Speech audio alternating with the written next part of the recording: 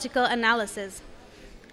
In an era where artificial intelligence and corpus-driven methodologies are redefining the contours of linguistic inquiry, this session offers a timely exploration of how meaning, patterns, and phraseology are being reinterpreted through technological advancement. Allow me to briefly introduce our distinguished speakers.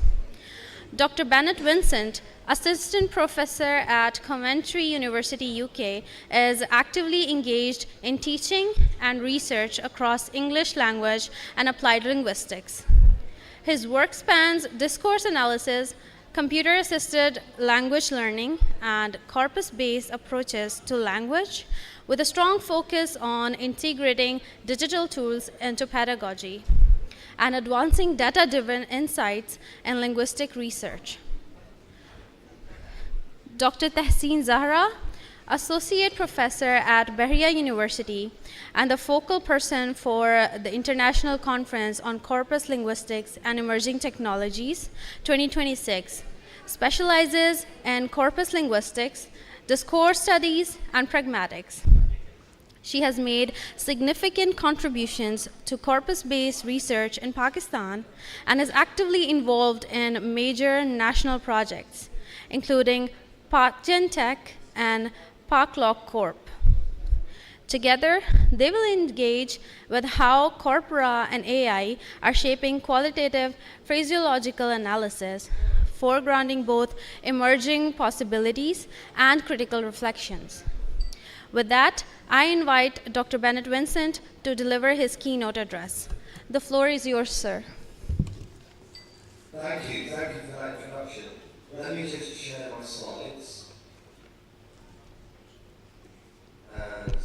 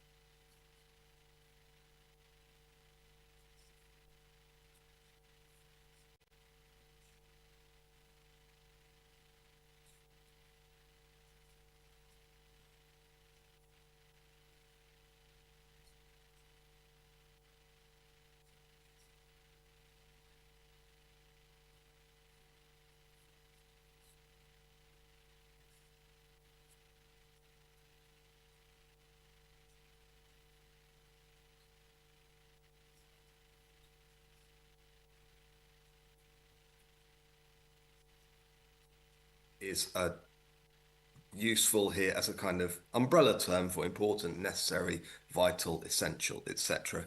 And remember the same. So remember, note, notice, etc. And then colligation would be the that phrase. We know that there's any number of things could be noticed, but they are framed by this that clause. And overall, the whole phrase has a kind of what Sinclair calls a semantic prosody, which is not about positive or negative. It's about the function of this phrase within a particular discourse. And this is to draw attention to a particular point you want to make.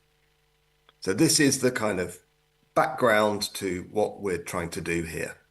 And the question may be, well, the question I'm interested in is, can LLMs, can Gen AI derive this sort of analysis from concordance lines, which look like this? That's just an example from Sketch Engine. So it seems fairly straightforward that, like here, the way I've presented it, yeah, you just derive this from quite the concordance line. The question then is, what instructions do LLMs need?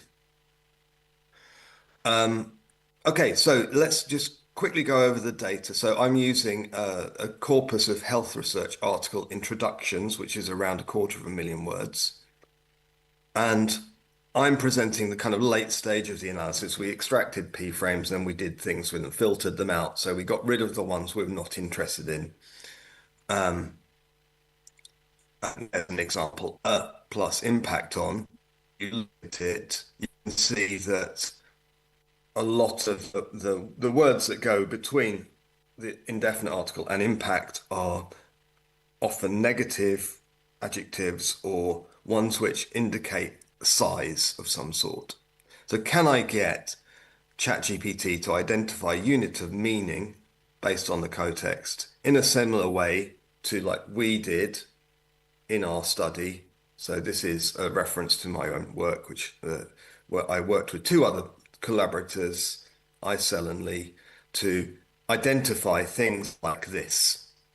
So this is the sort of analysis we might have from health research, where you have kind of treatments or issues have a negative impact on some aspect of health. QOL, in case you're not aware, means quality of life. So it's health or your lifestyle or whatever.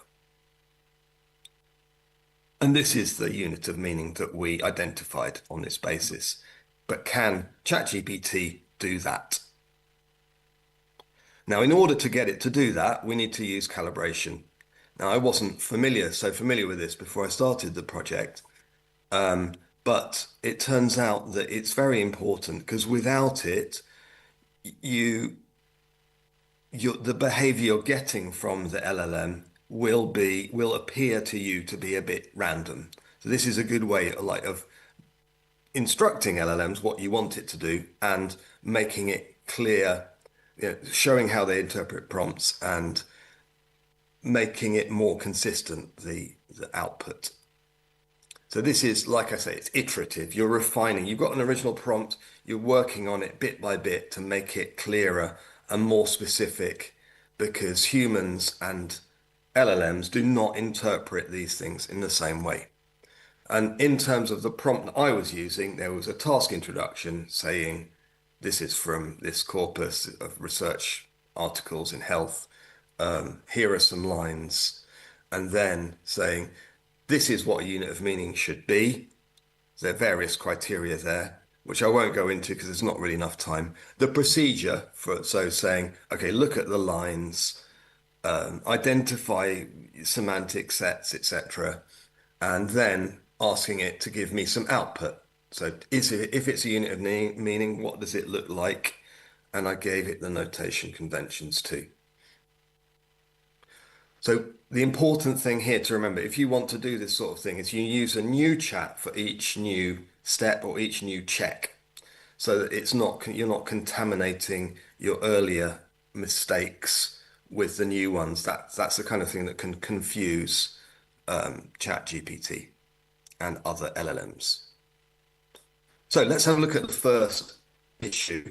So this was our analysis. I've shown this one already of, well, this is what I gave to ChatGPT. And it told me initially, based on my original prompt, that there is a unit of meaning, but it looks like this, a negative impact on some sort of health. Now, you might notice there that there's something missing, and what's missing is what comes on the left. So what comes before a negative impact? And we can see immediately like that it's have. And then if you look a bit closer, you'll see there's other things like which I kind of pointed out already.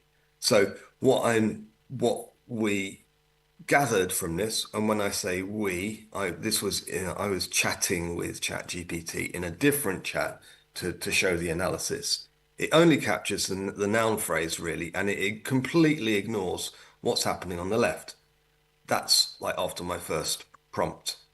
So the suggested fix was adding an extra instruction saying you must look on the left and the right to see if there is patterning. Don't just ignore one side if you find something on the other.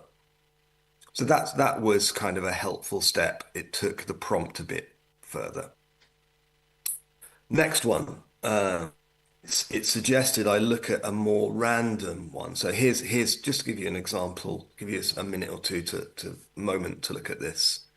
This is a plus number of, and you'll see that in the middle here, it looks promising, a large number, a higher number. They all seem quite similar. But around here, we don't have so much patterning. I don't think there's obvious patterning. So the human analysis here was there's not much going on. We've just got the central P frame.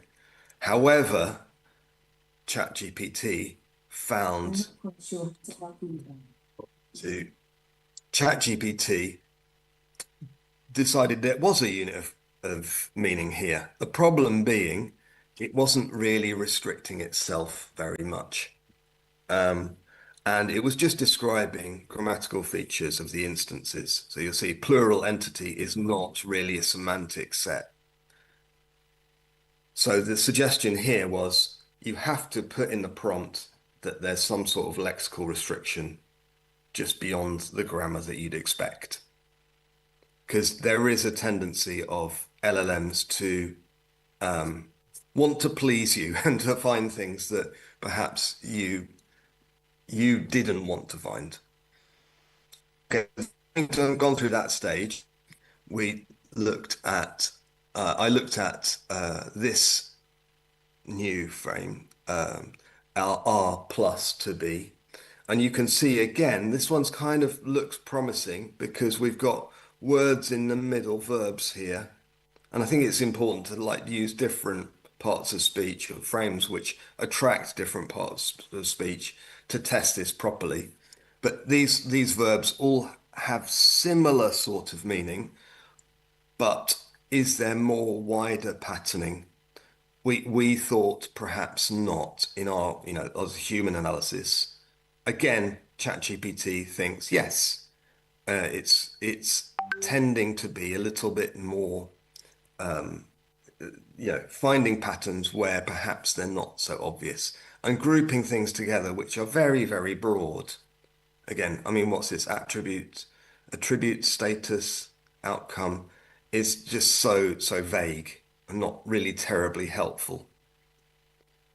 So like I say, they're too broad. So the fix that we worked out for the prompt was to require more lexical restriction, get actually semantic sets which have similar meanings.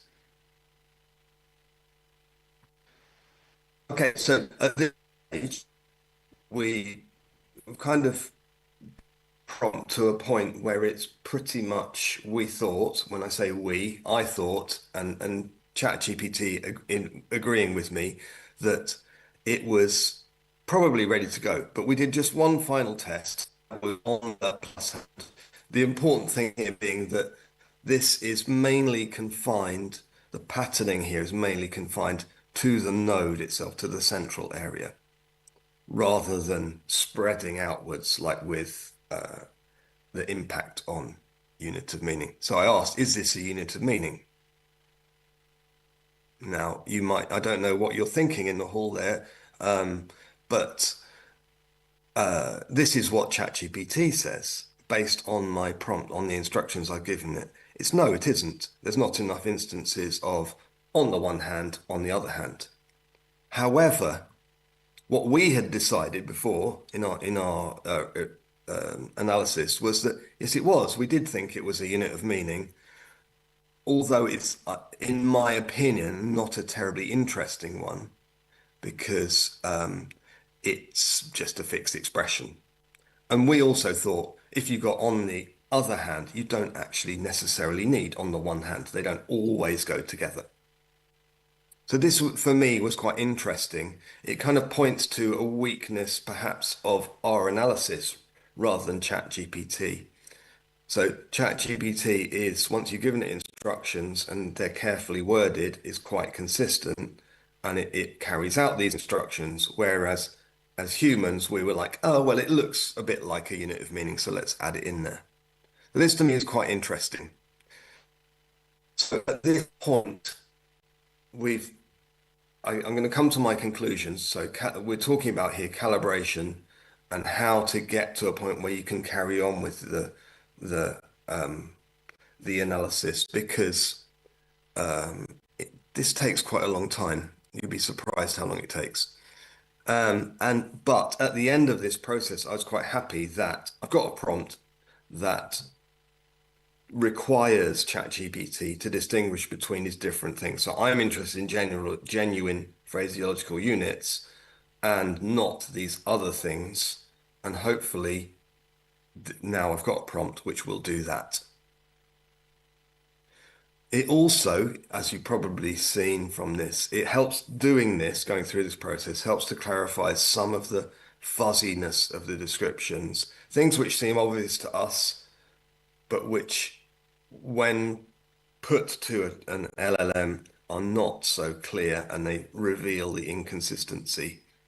Well, they are revealed by inconsistency of its analysis.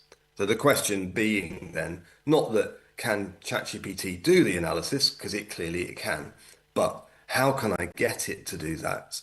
And even while I'm doing that, what issues in the model maybe are a slightly what issues emerge really. So the next steps with this analysis, now I've done the calibration, need to test it on a wider range of, it's time for it to kind of actually do the analysis itself, see what happens when we look at like 70 p frames. And in doing so, I'm hoping to explore some of the differences between human interpretation, LLM interpretation of phraseology, and the limits of using this, of the unit of meaning, and maybe the way it's worded at the moment. Does it need some refinement? And hopefully I'll be able to present that at the TALC conference in July. If anyone is there in Spain, please do come along. So thanks a lot for your attention today. I'm very happy to answer questions if there's time. Thank you.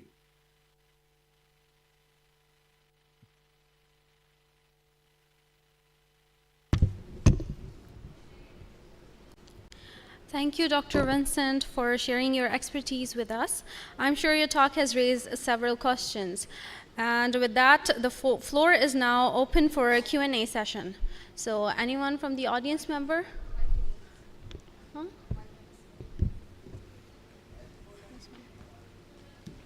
Anyone from the audience member who has any question from Dr. Vincent, you can feel free to go ahead and ask him directly. Yes, sir. Yes, sir. I'm giving you a mic. Let me give you a mic, sir.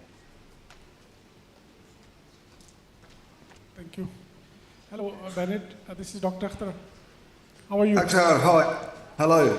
Good to hear from you. Good to see you here.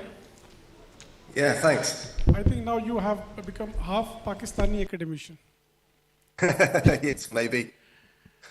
That would be an honor for me, yes, since to be considered 2015, as such. since 2015. So we are really grateful that you always spare time for us. Bennett, I have a question for you.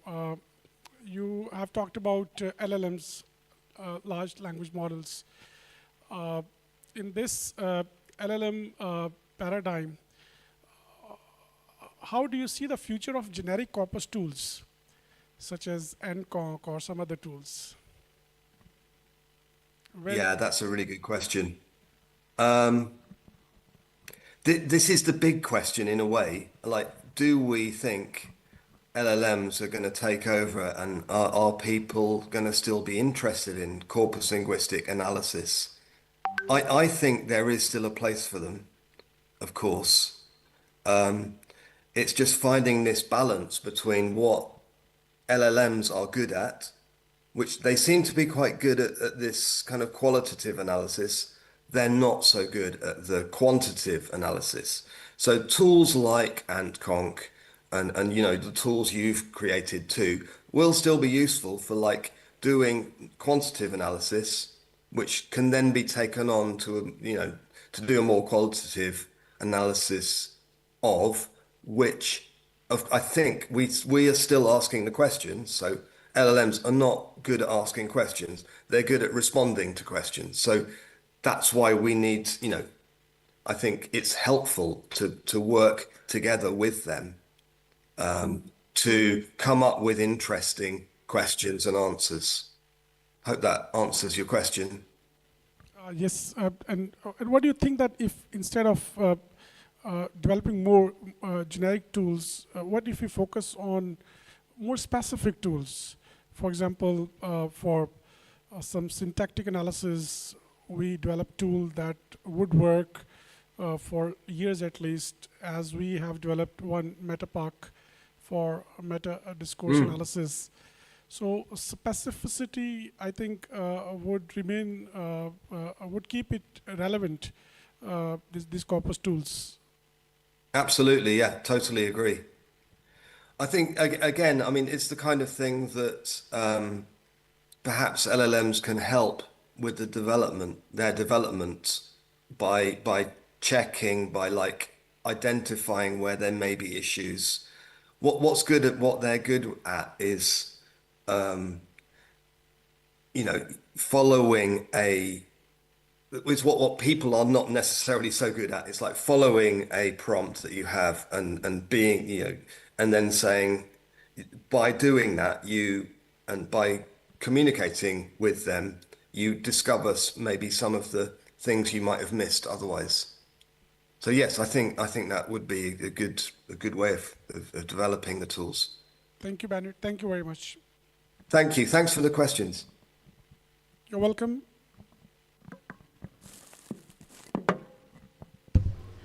That brings us to the end of our Q&A session, and to conclude our also concludes our session on corpora and AI. On behalf of our conference and Bahria University Islamabad, I would like to express our sincere gratitude to Dr. Bennett Vincent for sharing his thought-provoking keynotes and for engaging generously with our audience. Please join me in thanking Dr. Vincent with a round of applause.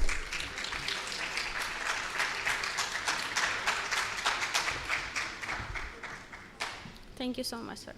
Thanks very much. Yeah, please do get in touch if you have any other questions. I hope the rest of your conference goes really well.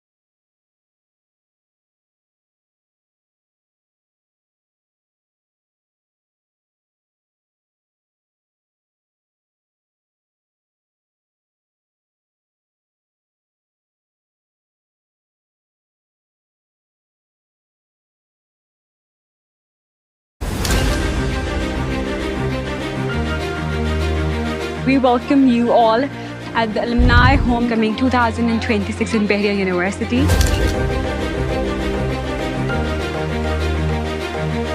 वो कहते हैं ना कि कुछ जगहें सिर्फ यादों में नहीं होती,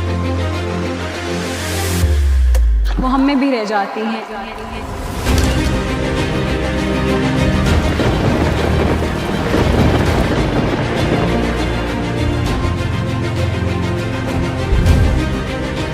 सबसे पहले तो यहाँ पे आके मुझे बहरिया यूनिवर्सिटी की जो डेवलपमेंट इन्होंने की है उसके ऊपर मुझे बहुत अच्छा लगा। सबसे पहले बहुत अच्छा लग रहा है, वेरी नॉस्टैल्जिक, सारी मेमोरीज याद आ रही हैं, गुड एंड बैड एवरीथिंग।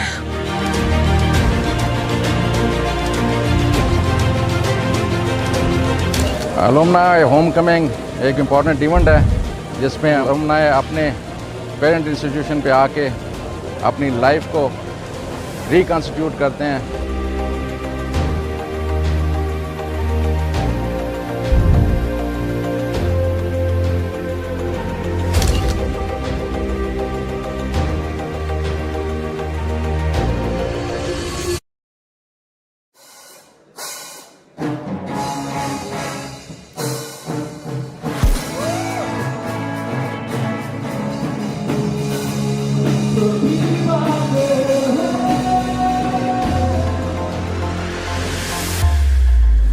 जैसे ही मैं अभी गेट से एंटर हुआ था तो मुझे ये सारी नॉस्टैल्जिक फीलिंग आ रही थी कि मैं 2010 से और अब जो है मैं अपनी यूनिवर्सिटी में दोबारा एंटर हुआ।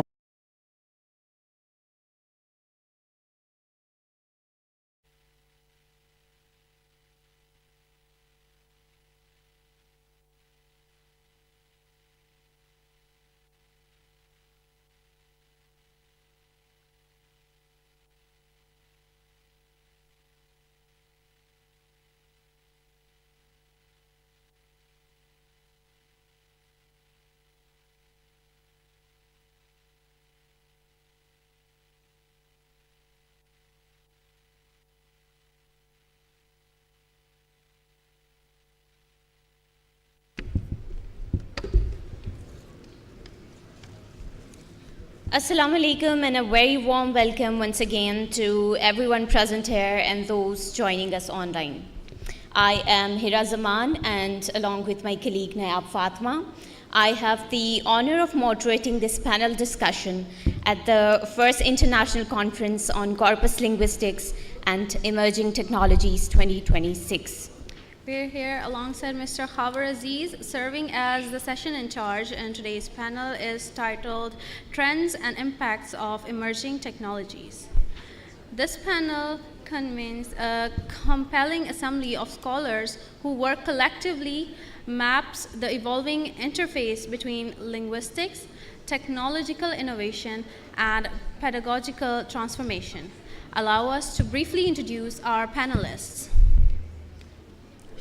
Dr. Muhammad Kamal Khan, Associate Professor at Allama Iqbal Open University, works in TESOL, language policy and multilingual education, with a strong international academic profile spanning the UK and the United States. Please come to the stage, sir. Please come to the stage, sir.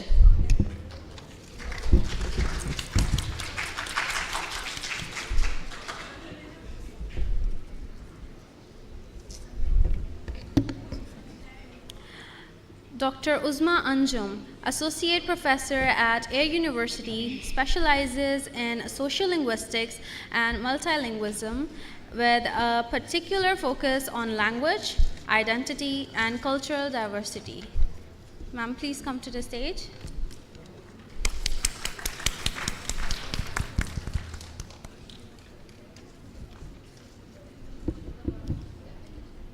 Dr. Ruhul Amin, Professor and Director Academics at Rawalpindi Women University, brings extensive expertise in language policy, ESL, pedagogy, and identity studies with diverse educational contexts. Please come to the stage, sir.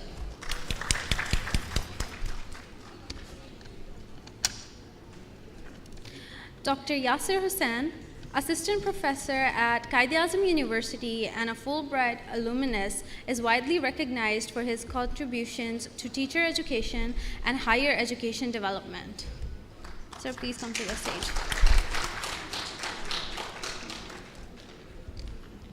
Dr. Salma Kaleem, Head of Language Center at International Islamic University, engages with digital humanities, corpus linguistics, and artificial intelligence in writing and rhetorical studies. Please come on stage, ma'am.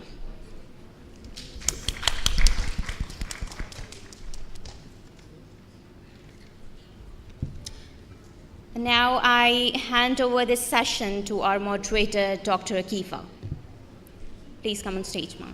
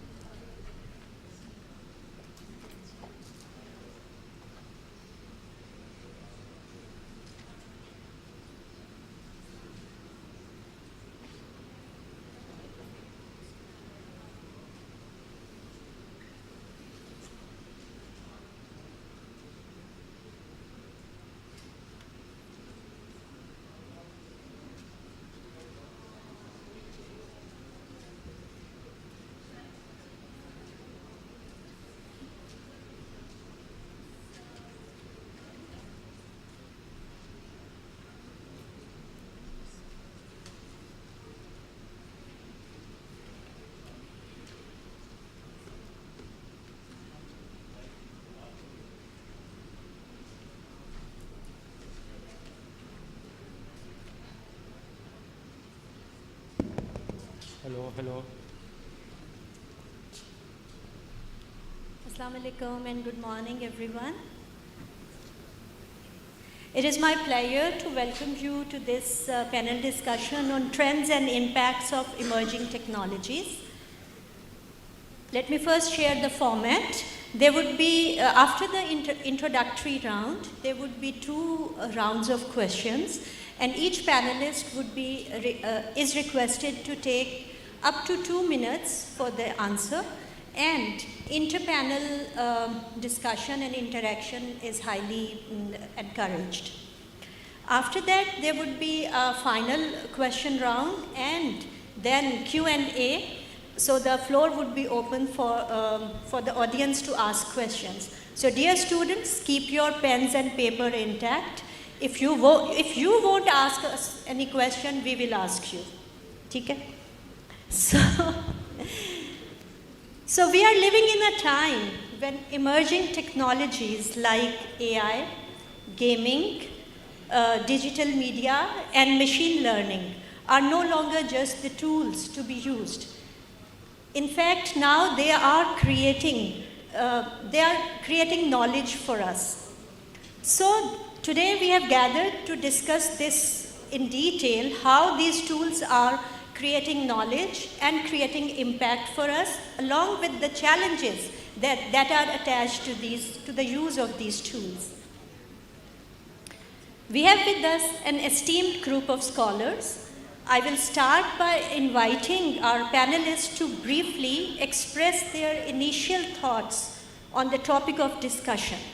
Each speaker is requested to take not more than 2 minutes.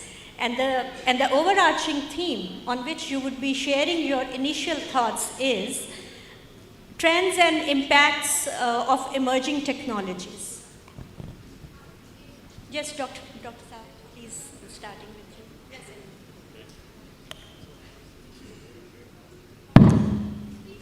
Okay, thank you so much, Dr. Akifa. Thanks everybody, especially to the organizing team, for this wonderful conference and also for this specific panel discussion. Why technology? That's a big question, honestly. Specifically, since we are living in big data revolution, 2016 onward. And you know, the tagline for this information revolution is that evolving more intelligent society, and everything is connected. So we are supposed to connect, big data with our own researches. In my own specific professional context, I've been using technology for quite some time, and I'll talk about some of the projects which my students have been doing. I'll mainly talk about corpus phonetics, and I'll just give a hint right now that since 1966 until 2010, there was very little change in terms of style and scale in phonetics research. Of course, like around 2000, there was a time when sociophonetics was emerging as one of the most modern field right now, the involvement of computer and of course like big data. So I'll connect this with that how can big data are analyzed and how this style and scale revolutions have emerged in the field of corpus phonetics. So I'll mention some of those research projects which we've been doing for the last couple of years. Thanks. Thank you very much. Technology, we are very lucky to be part of that time when we have seen, I think, two major breakthrough in technology. First was your computers, internet, and then this AI, this particular time. What I would like to talk about is there are different tech-related ELT techniques that we can use, and moreover, some of the research techniques that I have been recently using, particularly understanding that how to use technology with some constraints and ethical considerations. Thank you. So, Dr. Amin. Thank you very much. It's really difficult how to start and where from.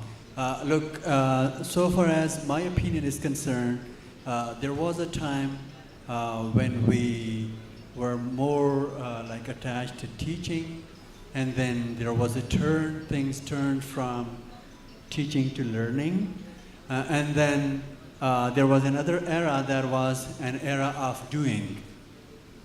But now the era is of things being done, which is AI. Coming to AI, and then if we just think a step ahead, that is the generative stuff, where it's not only the artificial intelligence or technologies, it's more than that. There was a time when we talked about reality, and then a time came when we talked about hyperreality, and if I'm not wrong, today we are talking about virtual reality, if there is any. So all these realities have been evolving over time. Today, no matter what the field is, I mean, starting with academia or pedagogy, and anything that exists is strongly connected and highly affected by technology. So it's really difficult to talk in terms of numbers when it comes to the impact or effect of technology. But the thing is, yes, it is there, and it's going to be there until unless we are on this planet Earth. And what we are supposed to do is, I mean, that solution, should I save it for the next point? Or okay, thank you. Thank you very much for having me. I think it's a really interesting discussion that we are talking about emerging technology, and I think if we trace human history, we have always been having different kind of technologies at our hands. We have, as human beings, we have been innovating different tools for ourselves to do our work, and I think this journey will continue. So it's not stopping anywhere. So trying to change or resist technology or change itself is I think not recommended. It's not a sane idea in general.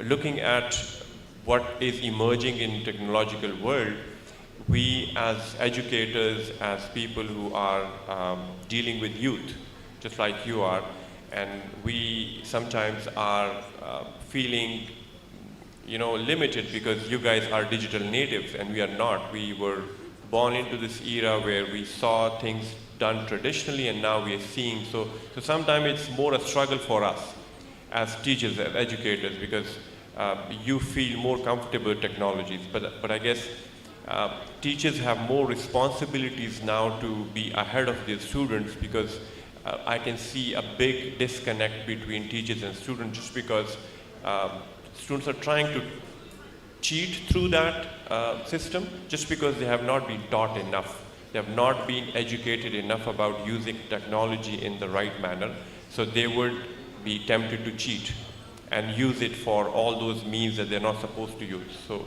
I think this is something we need to understand first, that technology has to be taught, technology has to be learned, just the way we learned and managed using many other tools in our past lives. Thank you.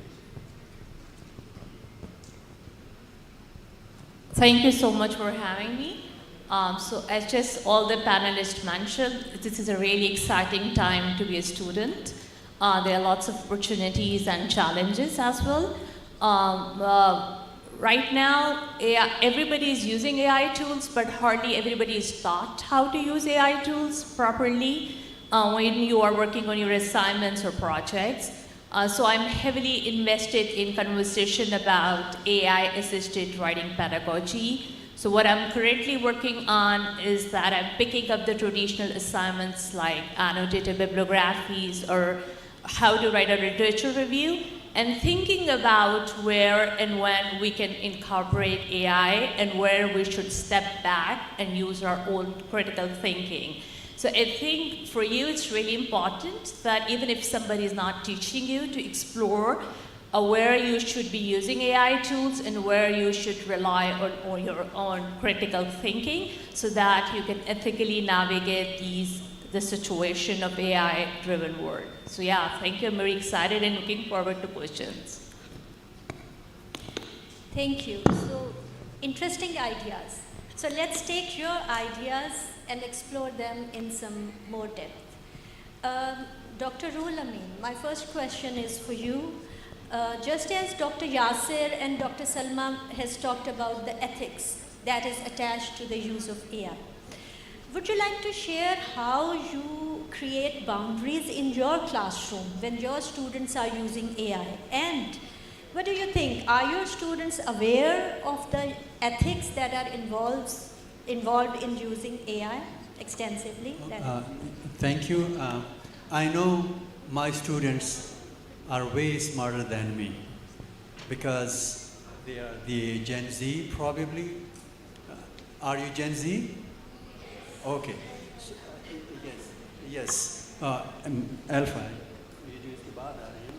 Okay. So they are way smarter than me, and if I'm trying to play with something, they know, yes, there is something. If they do so, of course, we are conscious to these facts. We know about them. The thing is, look, we cannot deny the fact that ChatGPT is over there, Gemini is over there, all these easy tools where things get done in seconds, probably. So yes, we cannot stop them from using them. Rather, they should use all these tools, all those gadgets. But two things are very important. The first thing is, if my existence is not somewhere and I just जिस तरह हम कहते हैं कि बस कश्ती में बैठ गए उसके बाद चप्पू आपके पास नहीं है कश्ती जिधर भी आपको ले जाए. No, that's not the way. They should use it, but there are defined boundaries. It should be used, number one, constructively, number two, judiciously. We cannot rely completely on technology, on AI.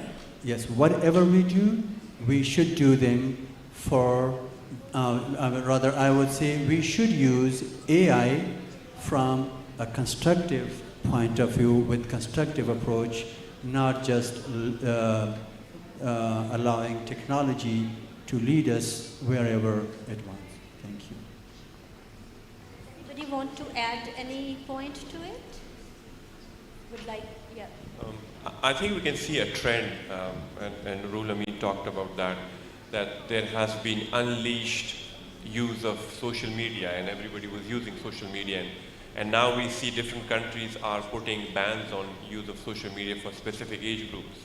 So I think they have now realized, just like smoking was quite prevalent in the movies, and it was like something that people would do for fashion, and then they realized that, you know, cancer and other diseases are associated with it. So sometimes technology is going really fast, and the moral values take a lot of time catching up. And the society needs to understand that we cannot cope up with these, what we call the cultural lags, where technology is in leaps and bounds, but the value take a lot of time in you know, developing and maturing. So in the same way, can we do it? Can we put the cart before the horse? No, probably we cannot do that. We have not anticipated that yet. Do we know what are the you know, bad stuff that ChatGPT or other social you know, technologies can do to us? Probably we don't know that yet, but with some cautious use of those technologies, we can anticipate what is coming ahead of us. So I think this acumen, this wisdom is also part of our pedagogy that we need to develop. Yes, yes, sure, Dr. Usman.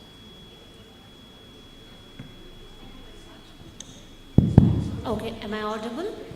Okay, so one thing that I always, the concern that concerns me a lot, the current, I think, teaching practices and pedagogy and the curriculum and curricula that we are looking at, I mean, it's in a flux.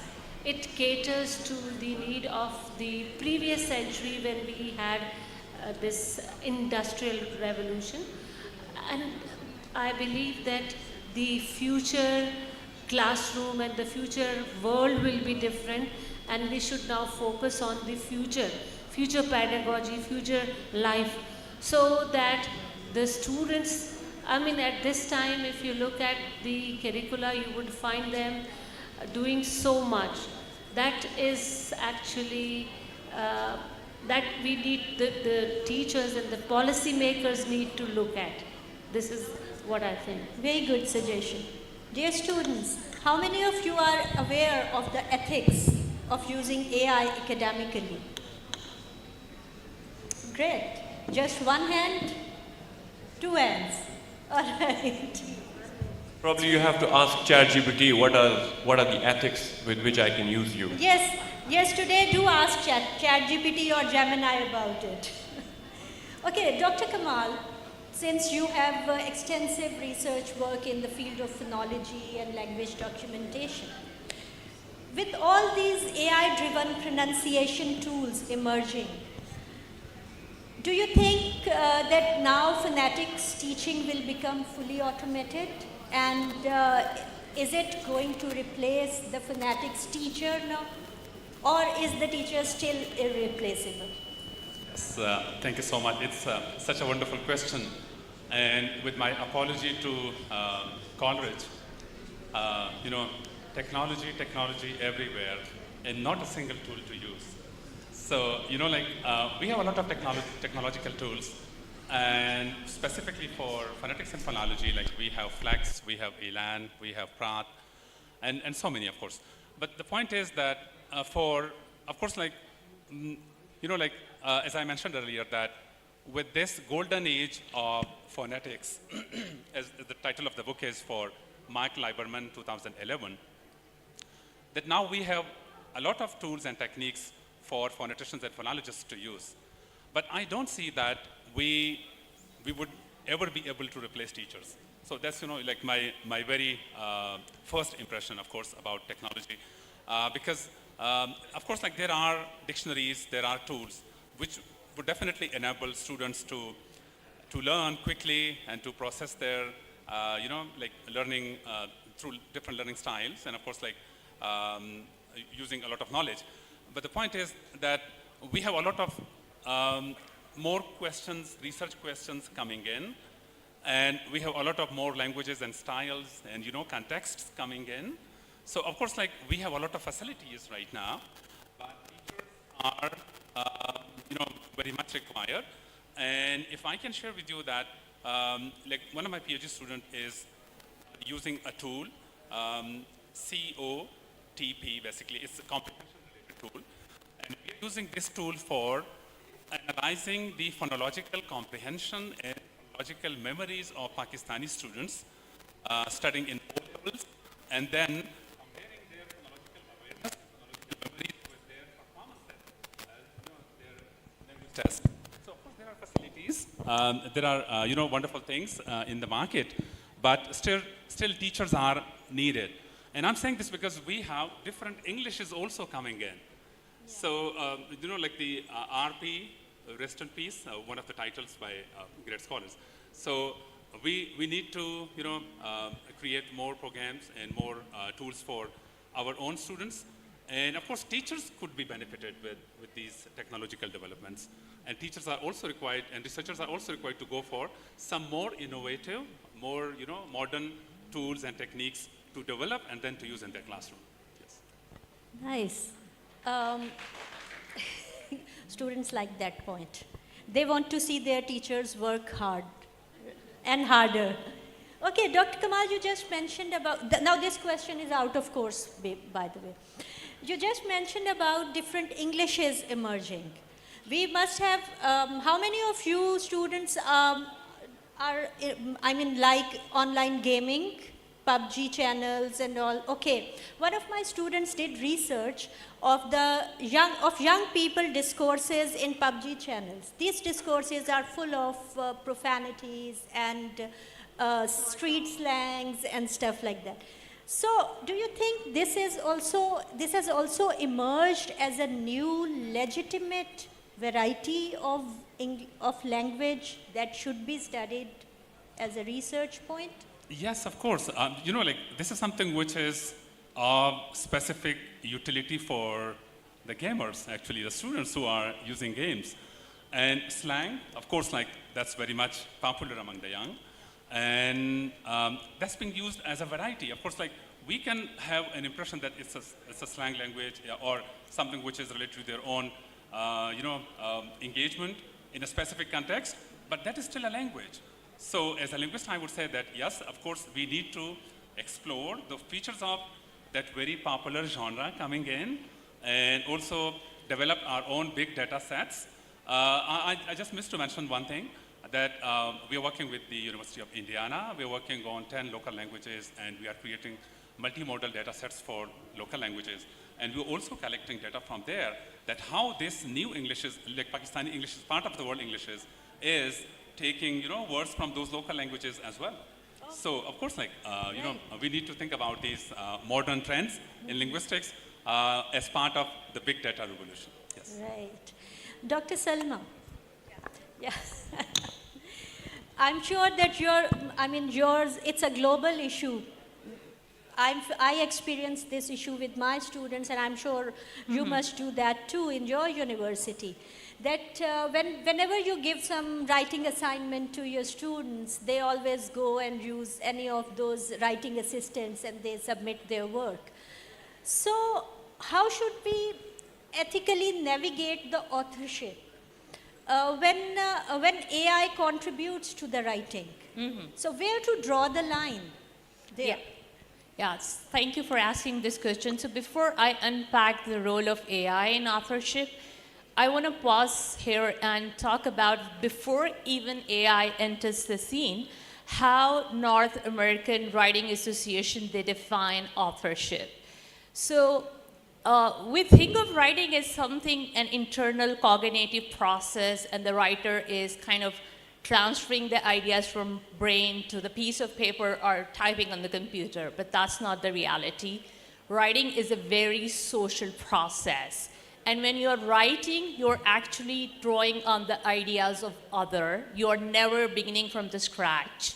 And especially when you are an academic writer and you are a part of a discourse community. So for instance, you are part of English studies or engineering, then you belong to a discourse community, and those discourse community follow certain kind of norms and conventions. Also, writing is social because different tools and technologies, they mediate the process. So if you're writing on a piece of a paper or typing on an iPad or maybe computer, all those tools, they will mediate and have a very strong impact on your writing process. Now, AI enters into this scene, and AI is quite powerful, and it has this ability to generate text. Now, there are different strategies that we can teach to our students, and we can also adopt as a kind of researcher, is to shift our attention to accountability rather than ownership.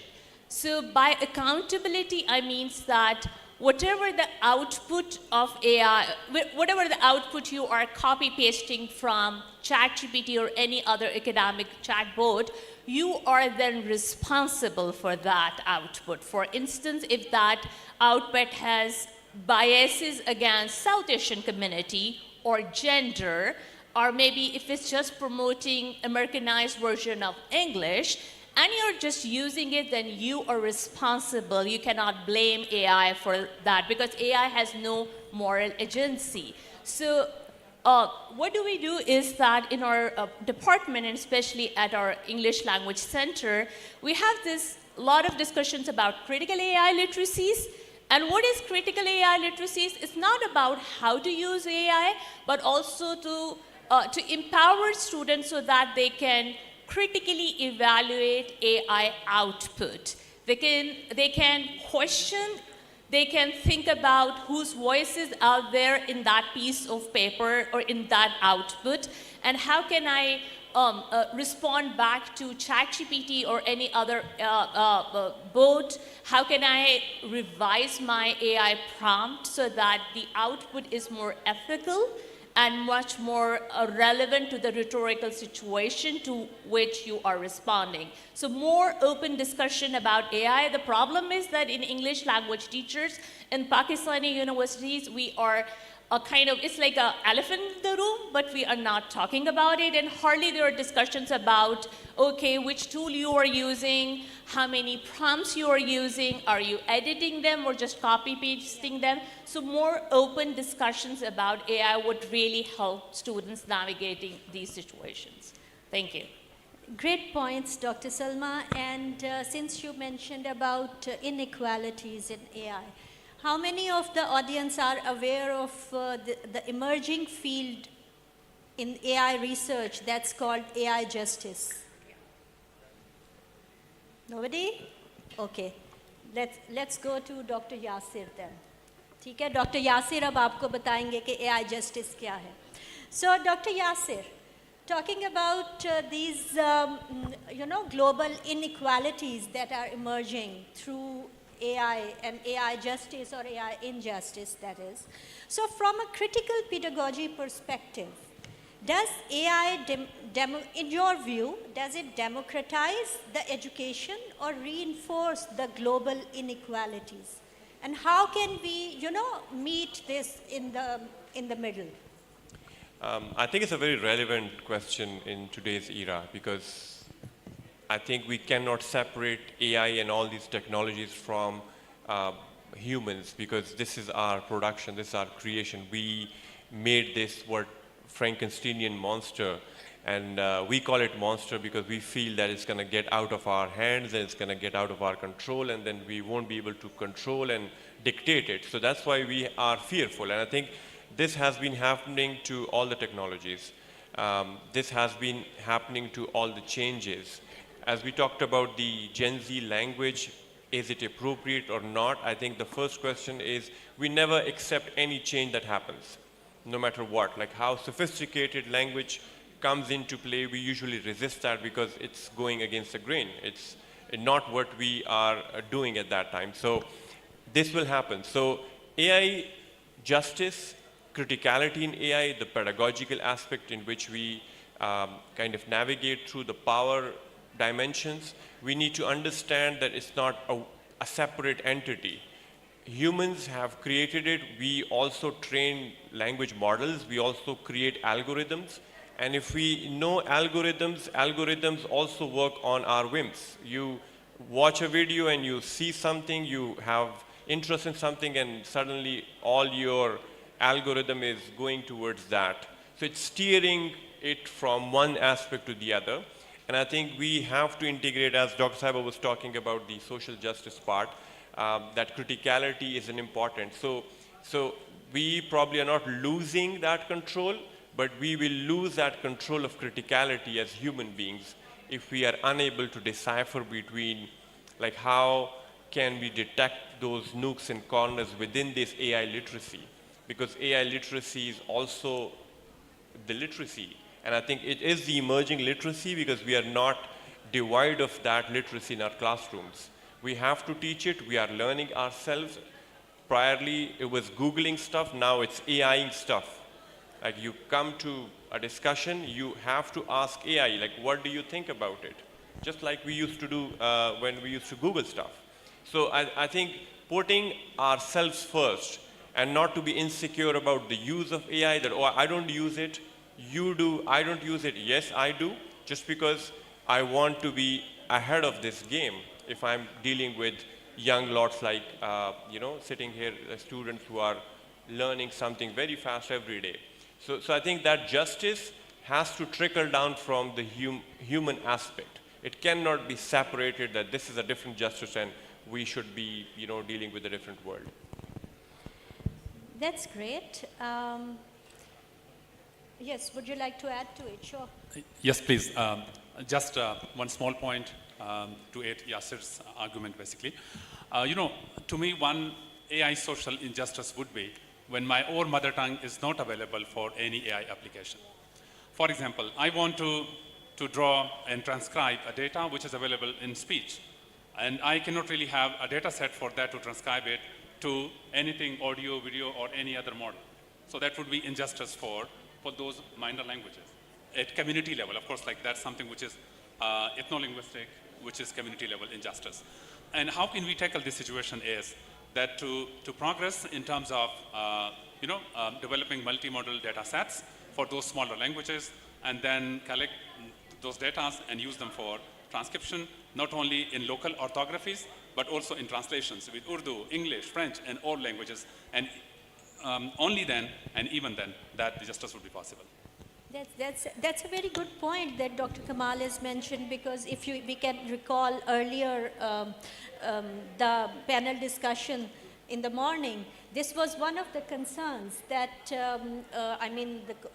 out of 180 machine translated languages, none of them, our local languages are not part of that. Gee, Dr. Usma. Yeah. I have another perspective to what Dr. Kamal has said. Data is actually, it empowers nations, and it's about who has more data. So as far as working on these languages are concerned, I've been part of an organization which is actually working for languages of Pakistan for last 10 years. And we always have people from UNESCO with us. In our last festival, UNESCO has given this target to Government of Pakistan to create database for every language of our country. So I think this has given certain concerns to the people who know that what data is and how these data sets are manipulated. So this is also a very important point. Yes, I'll just have a quick comment. That is, you see, the attention span of our Gen Z is, I think, now overwhelmingly exhausted. So having that in mind, yes, look, we cannot look for another planet so that we can move there and start from the scratch. वही जो हम 400-500 या 1000 सदियाँ पीछे चले जाएं, ऐसा नहीं है. We do not have that option. We do not have that choice, rather. We have to live on this planet Earth, and we have to. So the possibilities are, I would just use two terms. The first term is we have to co-opt out of so many options available, and we have to coexist. That's the boundary line. No matter what the circumstances are, we have to coexist, either with technology or like, there was a time when we used to talk about IQ, but today, if someone is a technology geek, it's all about AIQ. If you have a good AI command, so your intelligence is calculated based on that. So this is what we have to. Yes, it's AIQ now. I'm glad you have... May I add something? I'm coming to you. I'm coming to you so you can... Okay, yes, yes. Sure. Actually, there was a bubble bust of .com once. And people are predicting that you will have this bubble of AI bust very soon. So one should also be... So let's, we should be aware of it, that it's going to burst very soon. Okay, so Dr. Ruhul Amin has just mentioned, used the term tech geek. I'm glad you used it. So coming to Dr. Uzma, the other day I read somewhere that we as educationists are not creating better thinkers, we are creating prompt engineers, right? So are we moving towards a future where teaching, or specifically English language teaching, is less about teaching language and more about teaching interaction with technology? Well, technology and teaching and interaction, technology-mediated pedagogy is a reality of our times. So I think it's not about knowing the language, it's an interaction that we actually take into account. You know, you cannot write a prompt unless your skills are good. Language skills are good. So language and prompts, they are always, they work hand in hand.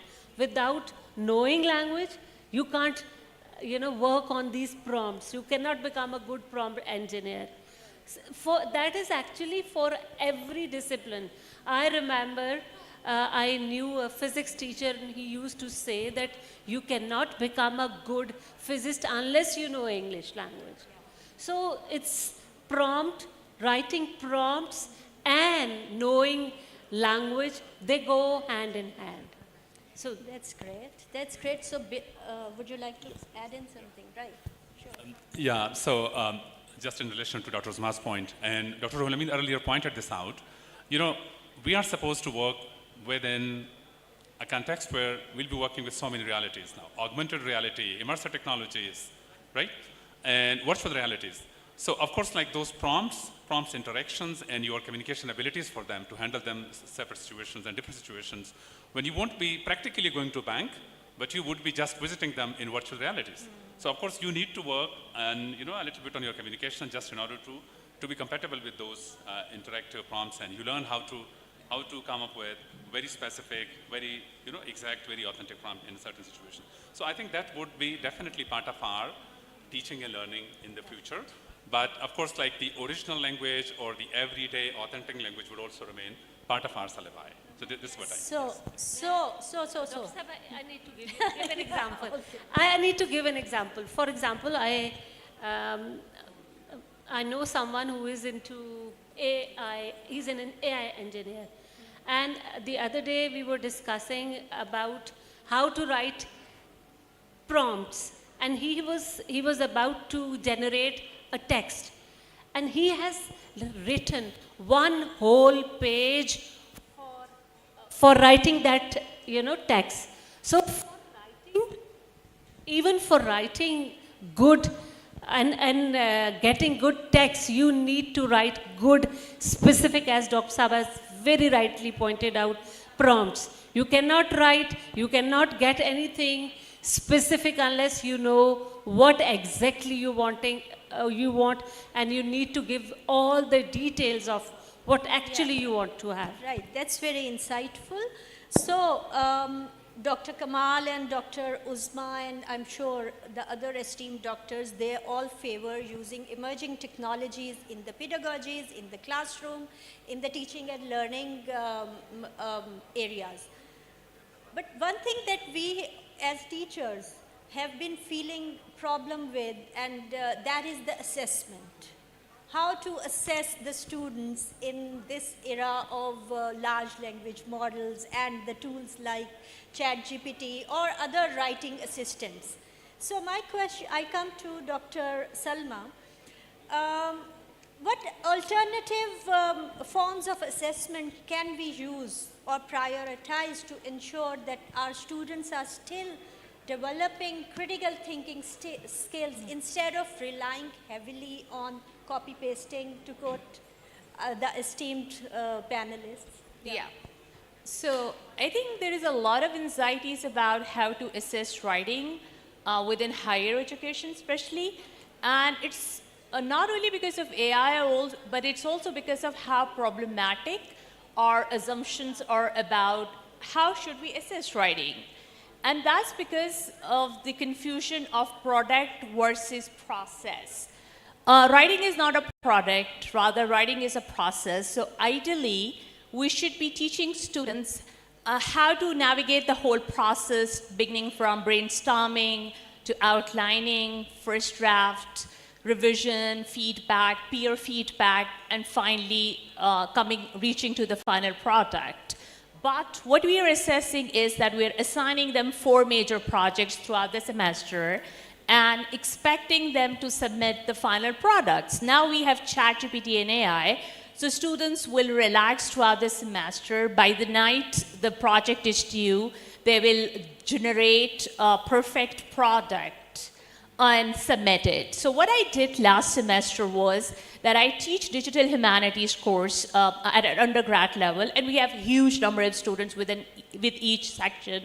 So it's like 50 students. So I assigned the final project that was doing data mining or digital analysis of a literary text 2 months before the final project was due. And I was assessing them throughout those 2 months for the process.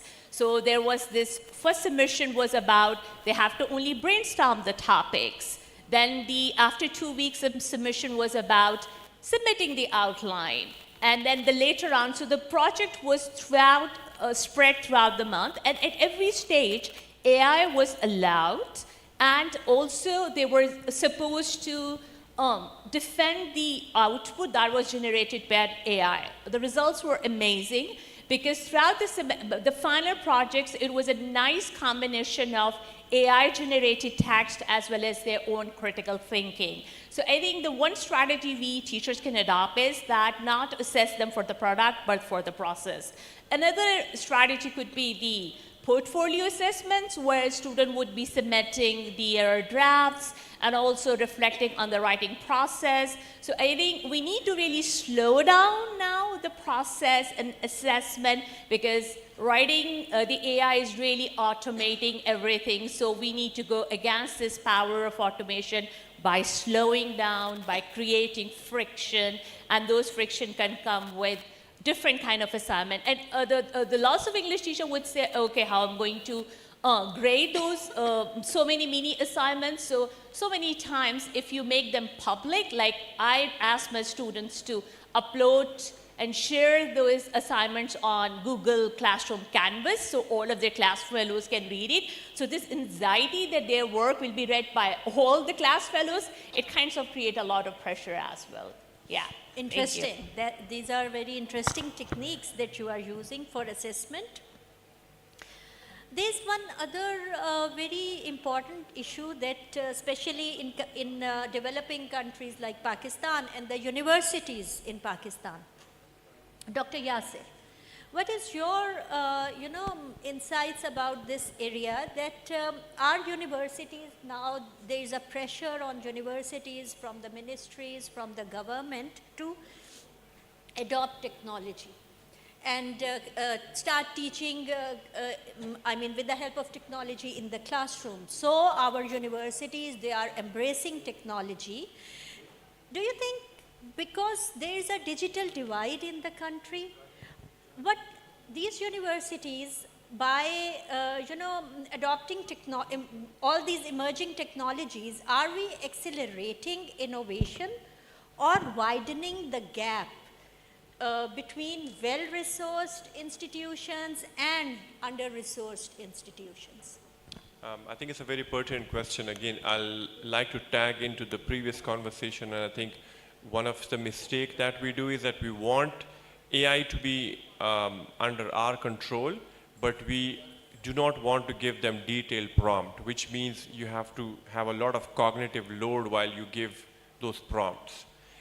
So if you have to write, as Dr. Sabanekake, you have to write a whole prompt before the AI is giving you what you want, because if you are unable to tell them what do you want, it's going to generate something out of thin air, and it's already doing that. So usually how do our prompts look like? Make my assignment. And you don't give them any detail because you don't want to write those paragraphs of prompts. You're so lazy, and we're so lazy that we don't want to give them the control, but we want them to understand them like maybe God. Just understand us. You know what I want. But the chatbot does not know that. So it has to know you. It has to contextualize that knowing before it starts doing it for you. Now coming to the question that Dr. Agif just asked me, and I think the same question goes for how universities are integrating these technologies. And again, the outside world is again very much attached to the AI world. So a lot of universities would integrate them. They would have AI literacy. They would have pedagogical tools used. Dr. Saiba was talking about the assessment. You probably would use all those tools in AI to teach and then assess your students. So now these students are equipped with AI literacies.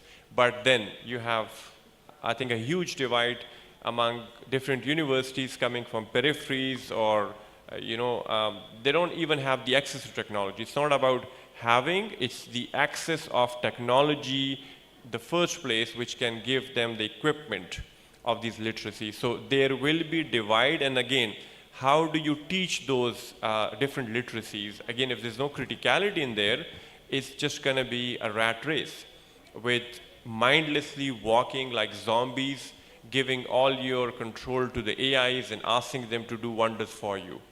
It's not gonna do wonders for you. It's gonna make you dumber and dumber every day, because that's what you want. That's what you want to do. You don't want to work that much so that you get a lot from AI to be done. So I think the divide will be huge if it's not addressed simultaneously with having the critical understanding of what AI stands for and how can it take us to the future.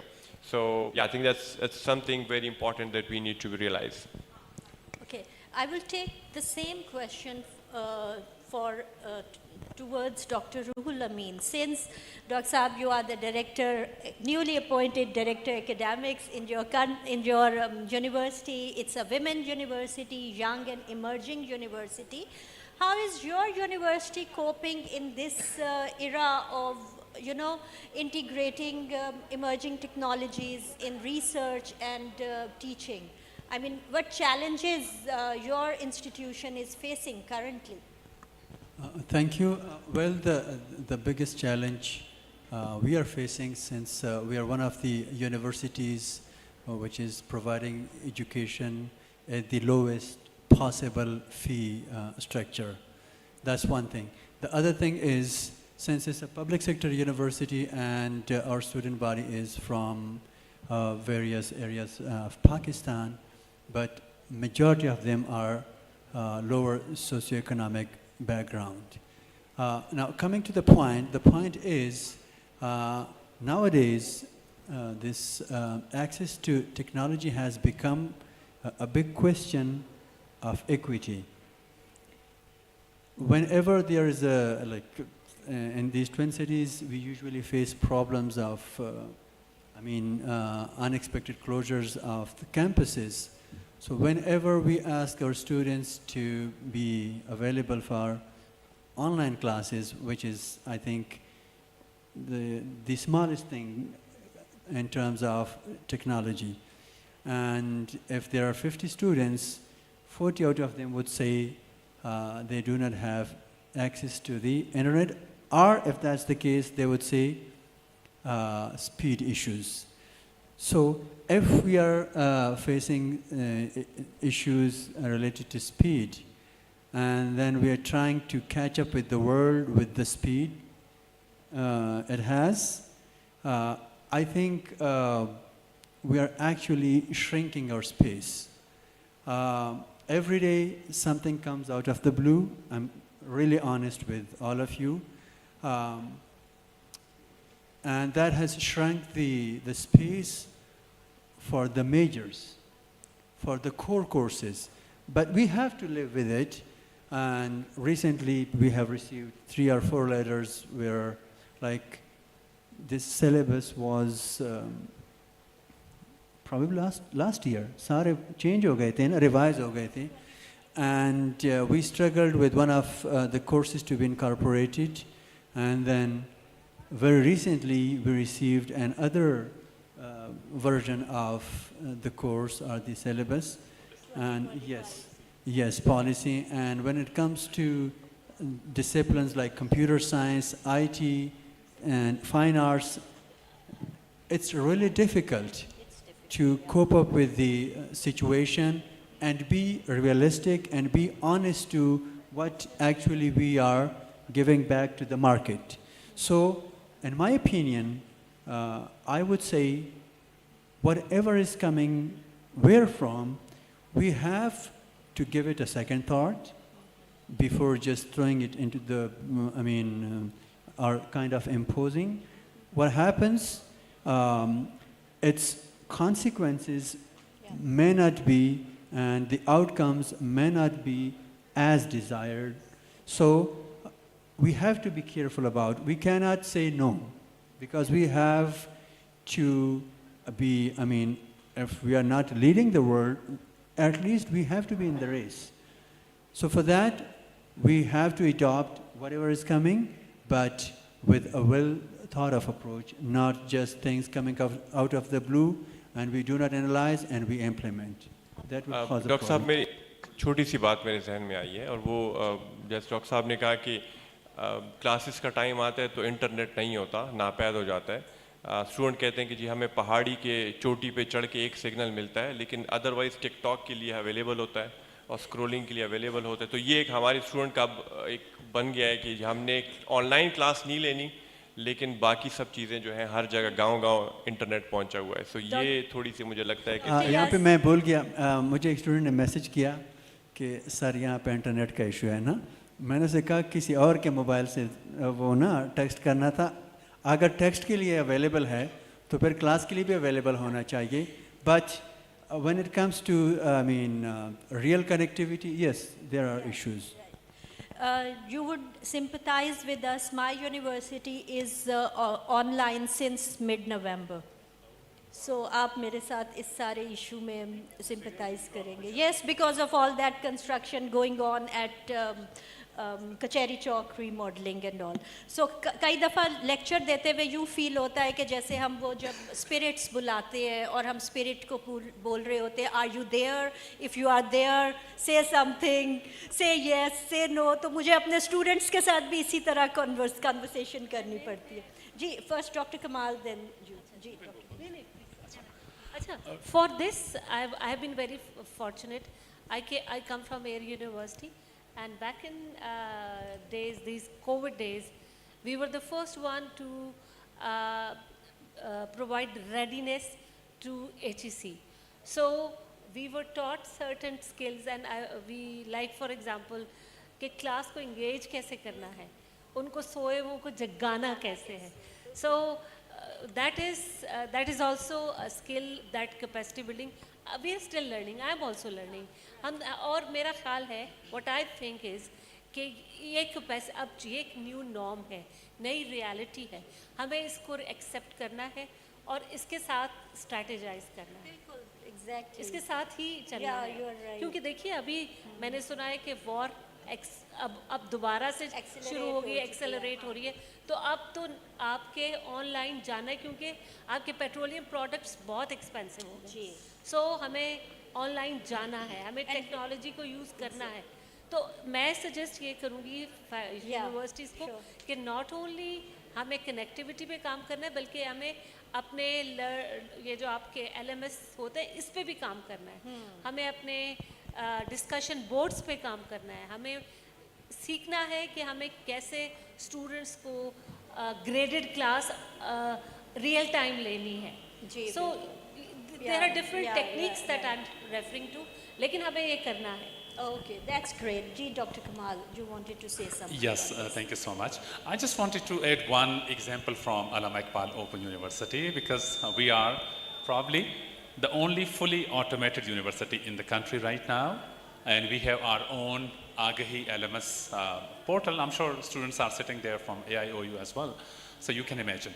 Now the question is that this yes, AI is everywhere, you know. So AIOU. So of course, like we have almost all courses available in fully automated mode, and we are also training our teachers. They are ready for their technology-enabled learning. And also, I just wanted to comment on one thing, as Dr. Uzma pointed out, is that technology has actually created a lot of challenge for all teachers, specifically all language teachers. So previously we were required to know our content knowledge because we were supposed to teach that content knowledge. But now we also have the challenges of creating social presence through technology. For that, we need to know strategically use technology, because this connection between teacher and students is very much important. And also we are required to, in addition to social presence and the content presence, we're also required to create a kind of cognitive presence. So we know those pedagogical techniques and skills. For assessment, Dr. Salma pointed out the issues we are facing right now as teachers for assessing our students through technology. So this challenge has altogether changed the role of teachers now. So now teachers are collaborators. They are not only teachers now. They are not only coordinators now. They are required to collaborate with students. And students are, of course, like they are the most important stakeholders, but they are also now interacting with you, they are collaborating with you, and their role is also very, very important. So you are now partners. Students are now partners in assessment and evaluation. So I just wanted to point out this thing. Very insightful points. Audience, we are open for questions. We are here for your questions. Do you have any questions here? Ji, please, mic दीजिए. Moderator, please आप उधर mic भिजवा दीजिए. इधर से ले जाओ आप. हाँ, ये ले जाओ. बेटा आके ले जाओ. अच्छा, वो उधर ले जाओ. इधर से ले जाओ. आप बोल ले. बिस्मिल्लाहिर्रहमानिर्रहीम. अस्सलाम वालेकुम. वालेकुम. मेरा आप लोगों से सवाल है कि जिस तरह टेक्नोलॉजी पुराने ज़माने में था अभी भी है, और जिस तरह हम चैट जीपीटी को क्रिटिफाइव करते हैं कि हमारा क्रिटिकल थिंकिंग को रिड्यूस कर रहा है, लेकिन मेरा अंडरस्टैंडिंग है को रिड्यूस नहीं कर रहा. क्योंकि जब गूगल लॉन्च हुआ था 1998 में, तो उसके बाद बड़े रिसर्चरों ने उनके ऊपर काम किया. एक निकोलस कार उसने रिसर्च लिखा, if Google making us stupid. उसने कहा कि गूगल हमारे क्रिटिकल थिंकिंग को रिड्यूस कर रहा है. फिर 2011 में बिटफी स्पेरो नाम के एक रिसर्चर ने एक रिसर्च किया कि if Google effecting our memory, उसने भी कहा हमारा क्रिटिकल थिंकिंग रिड्यूस हो रहा है. लेकिन मैं नहीं मानता. आज हमें बड़े बड़े टीचर यही रिकमेंड करते हैं कि आप लोग चैट जीपीटी को ना यूज़ करें, बल्कि गूगल यूज़ करें, विकीपीडिया यूज़ करें. उस वक़्त उन्हें भी क्रिटिफाइव किया जाता था. क्या आगे जो लोग कॉपी पेस्ट को क्रिटिफाइव कर रहे हैं, 2050 में ये हमें रिकमेंड होगा कि नहीं? Thank you. جی کو بہت پسند آیا ہے یہ کویشچن کیونکہ ہر کسی کو اپنے فائدے کی چیز پسند آتی ہے. دیکھیں it's not a matter of saying no to anything or saying yes. It's a matter of analysis. You have to analyze first and then go for it. Yes, ایک زمانہ تھا کہ آپ لوگوں سے پوچھتے تھے کہ اگر میں صدر جانا چاہوں تو کون سا راستہ جاتا ہے. ابھی اگر آپ کسی سے پوچھ لیں تو وہ میں بھی آپ پہ ہانس پڑ کے لگاؤ نا, میپ لگاؤ, پہنچ جائیں گے نا. تو دیکھیں پروز اینڈ کونس ہر چیز کے ہوتے ہیں. You can not take things for granted. However, when it comes to critical thinking, yes, you are in the position to decide what do you need, when do you need it, and why do you need it, what for. If you are able to have answers to all these questions, then there is no harm in using either Google or ChatGPT or any other tool, any other gadget for your benefit.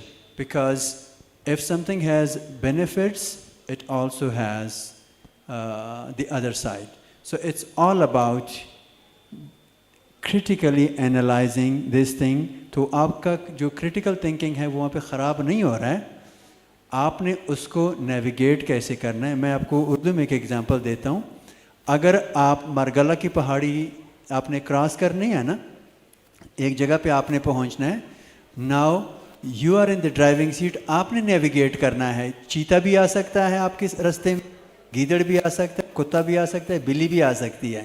اگر آپ کے پاس یہ skills ہیں کہ ان سے کیسے بچا جائے اور اپنی ڈیسٹینیشن پہ پہنچا جائے, دین یو آر ڈن.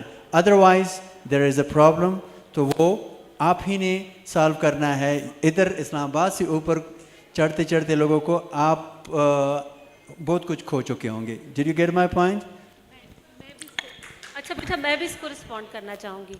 اچھا, پہلی بات تو یہ ہے کہ کرٹیکل تھنکنگ یہ کوئی جس طرح کی کوئی ایسی چیز نہیں ہے جس کو آپ کھول کے پی لیں گے. That is a process that starts right from the day you are born. اچھا, اکیڈیمیشن یا اسکولز یا انسٹیٹیوشنس کا کام یہ ہوتا ہے کہ وہ اسے کریکولم سے ریلیٹ کر کے اس پہ کام کریں. آپ نے بلومز ٹیکسانومی کا نام سنا ہوگا. اٹ اسٹارٹس ود نالج اور یہ ایویلویشن اور اسیسمنٹ تک جاتی ہے. یہ کریکولم کے ساتھ لنکڈ ہوتی ہے اور بیسیکلی اس کو آپ کے ارلی اسکول سے لے کر جب تک آپ ہائی اسکول کرتے ہیں یہ اسکلز آپ کے ڈیولپ ہو چکے ہوتے ہیں. When you are in a university you are here with a tool set of these critical tools. ٹھیک ہے, تو گوگل یا اے آئی آپ کو وہ ٹولز نہیں دیں گا. وہ ٹولز آپ آلریڈی اپنی ارلی اسکولنگ میں گریجولی, ایک تو ماشاء اللہ آپ کو خدا نے دماغ دیا ہے جو کرٹیکل تھنکنگ کے لیے ہے, اور ہم آپ کو فیسیلیٹیٹ کریں گے. یہاں پر آ کر ہم آپ کو چونکہ لائف کے professional skills and then research skills سکھاتے ہیں, and they are integrated with your critical thinking and abilities. So I think کہ یہ کہنا کہ گوگل ہمیں دے گا کرٹیکل تھنکنگ یا اے آئی دے گا, یہ تھوڑا سا ذاتی کی بات ہے. Doctor Salma. Yeah. First, I really like the way you asked the question, your courage and the way you phrase it, and the way you reminded about the anxiety when the Google came into being. So yes, before Google, there was no Turnitin. And before people who were writing thesis before Google, their thesis would not go through that process of Turnitin report. After, when everything was digitalized, Turnitin came into being, and now we have thesis writers or the academic writers, they have to go through that Turnitin report. Now we are in that transition phase. Within 5 years, 4 years, now we have AI detection tools, but they are not that strong. But the lots of scholars are already predicting that either our assignments will change completely, or either we would have so strong varieties of tools and we would be using them to detect. So the teachers are anxious because they know that itni aasan aapki academic life ho nahi sakti. So they know, they have those experiences, and they know कि ऐसे नहीं है कि you have that assignment, you'll put it in that ChatGPT, you get the product and you submit it. होनी भी नहीं चाहिए, because that's why you are in the university. So अभी थोड़ा सा transition phase है, within very soon, you'll see either these assignments will completely vanish, or either we would have some kind of different tools, deduction tools. So yeah, thank you. Any other question? Do we have any other question? Yes, my name is Altaf Ali. I want to ask this question that everybody talks about the emerging technologies and about the different instruments and different tools. They are playing very important role and to facilitate the people. But I would like to say this thing that could it be possible that we can deny here that emerging technology is killing the reality and as well as the creativity of the person, because gone are the days when people had such kind of creativity. People were very conscious about all the things. They were just writing, have a process of writing the things. Right now we become the spoon feeder. Everything that everybody is relying on the emerging technologies, on the different tools, on the different sorts of the technologies. So I would like to ask that any suggestions that from the panel that will give us.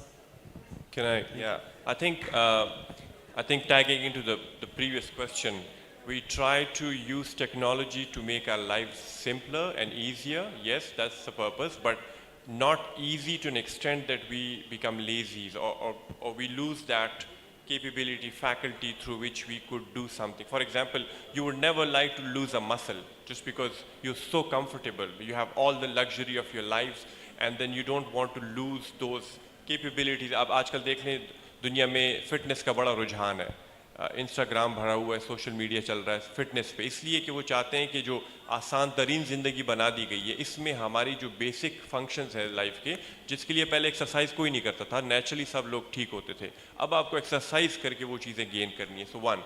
दूसरा, ये जो capabilities की बात है, वो capabilities are changing. We are becoming smart differently. Like अब वो smartness तो नहीं है ना कि यार वो जो डॉक्टर साहब ने कहा कि नेविगेशन स्किल होनी चाहिए कि वो आ रहा है कि नहीं, चीता आ रहा है. पहले शायद लोगों की अपनी हिस्स थी. अब आपको मुख्तलिफ़ किस्म के मालूमाती प्लेटफॉर्म्स है जहाँ पे लोग बताते रहते हैं कि लाइक यहाँ पे क्या ख़तरात हैं. So what do you need to care for in order to be safe. So that smartness goal post has changed. It has now become a different kind of smartness. So आपकी creativity अब यही है कि आपको prompting अच्छी से आती है, आप उस सिस्टम को अच्छे से प्रॉपरली यूज़ कर सकते हैं जो आपको मिले हुए हैं. तो वो पुरानी वाली शायद वो मस्कुलर जंगें भी नहीं हैं. आप देखें वो जंगों की सिस्टम भी बदल रहे हैं, टेक्नोलॉजी से जंगें लड़ी जा रही हैं.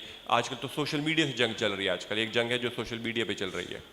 Physically they are done, now it's a war fought on social media. Trump एक ट्वीट करता है, फिर यहाँ से कोई ट्वीट आती है, फिर पाकिस्तान कोई, मतलब this is a different world now. So things will change and I think that's what we need to understand. Smartness would be to be relative. If you're not relative, you become obsolete. If you become relative, आप चलते जाएंगे और आप उस हिसाब से ज़माने के हिसाब से स्मार्ट होते जाएंगे. So, do we have time for one more question? From Dr. Kamal Saab. Kamal Saab, basically I'm from the rural Sindh, and basically our university is in a very backward area. So you have suggested many different kind of tools for developing the pronunciation and the other skills for developing the English language speaking. So would you like to suggest some of the very basic tools that will enhance the capacity and capability of the students that who are hailing from the very backward and from the village side, countryside students, so that we can facilitate to them and we can encourage to them? Right. Jakarta, thank you so much. You know, basically, if it's only question of pronunciation, a very simple dictionary would work, whether it's a paper dictionary or a tool. Because you mentioned you are from Sindh, so there might be some technological issues and internet issues there. So in this case, of course, like we have standard dictionaries where pronunciation, you know, the IPA alphabets are given. That's one of the traditionally used, one of the very, very effective tool which we teachers have been using. And if you have internet and you have your mobile with your students, then of course there are smart tools and techniques like Younglish, like YouTube English, which is, you know, the US government funded tool that could be used. And we also have Duolingo. You can learn any language which is available in that. that is a wonderful tool for pronunciation teaching. And there are so many. I'm sorry, I'm forgetting others' name, but that's a wonderful thing that if you can use your mobile, your cell phone, and also the available tools for pronunciation pedagogy. I wanted to comment on your earlier question with the permission of my friends. I'm not delaying, the stoppage. You talked about the challenges of this AI revolution. If you go through the history of human development, the first industrial revolution was what? The discovery of steam. So that gave a lot of new things to humanity. 18th century England, and there were thousands of then cotton spindles available in the developed countries of that time. Then the second revolution in human history was technology, and electrification was used across the globe. 40% of the American cities were actually, modernized by using that, the advantages of a second industrial revolution. Then the third industrial revolution was computer, basically, right? And now we are going through the fourth industrial revolution, which has been actually, named by the World Economic Forum, the fourth industrial revolution, and that took place in 2016. And that is basically the big data revolution. So there is no guarantee that we would stop here. We'll have more revolutions. Don't worry about that. Thank you. Thank you very much to our esteemed panelists and dear audience. I hope this conversation does not stop here and it continues even beyond this room. And thank you very much once again.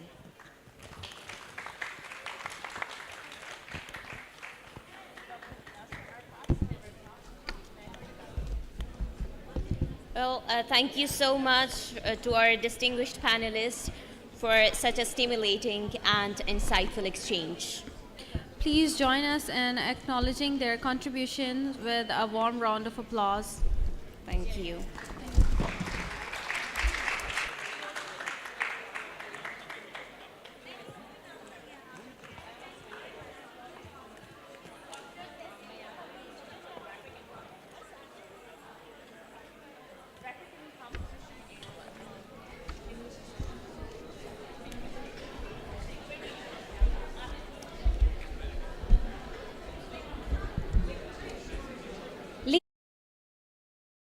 As we approach the conclusion of this enriching and intellectually stimulating conference, we take a moment to reflect on the insightful discussions, meaningful exchanges, and collaborative spirits that have defined today's event. All of the students are requested to please settle down, so we may start with the closing remarks. Ushers and the faculty members at the back are requested to please manage the students.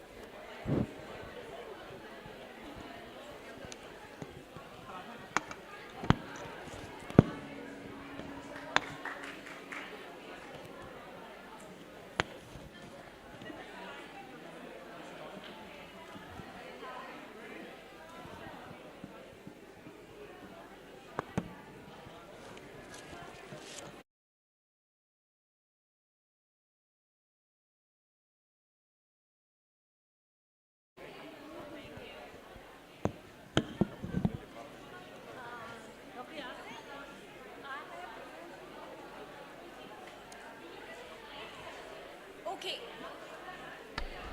There is an important announcement. We found a mobile phone. If it belongs to anyone, please contact Ma'am Nadia. There is a phone found in the auditorium. Students, you need to check your bags. If you have lost your phone, you can get it from Ma'am Nadia.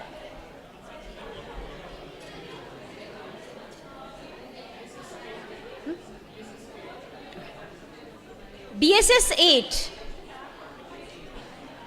Any student from BSS 8?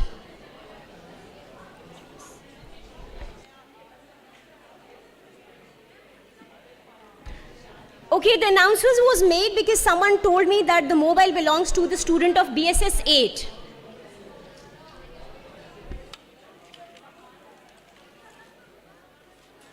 Is it yours? Is the phone yours?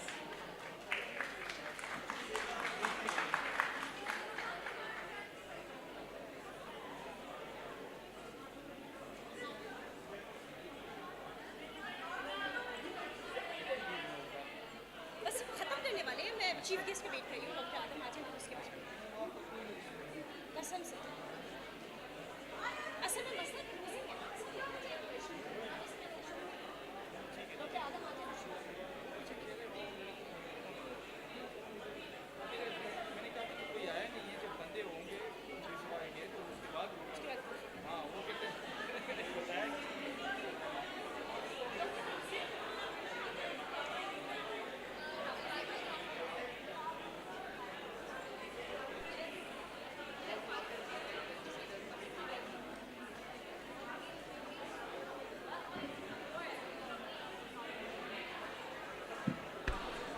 Volunteer, is there any volunteer may please come to the stage? Volunteer may please come to the stage. Volunteers may please come to the stage.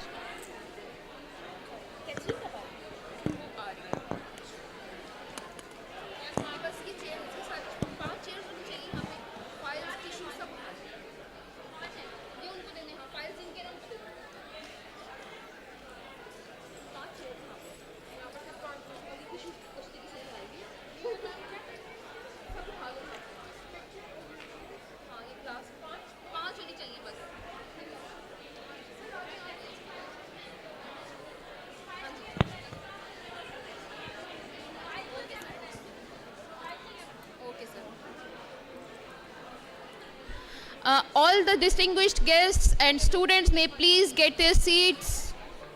All the distinguished guests and the scholars may please get their seats. Chief guest is about to reach. Ji sir.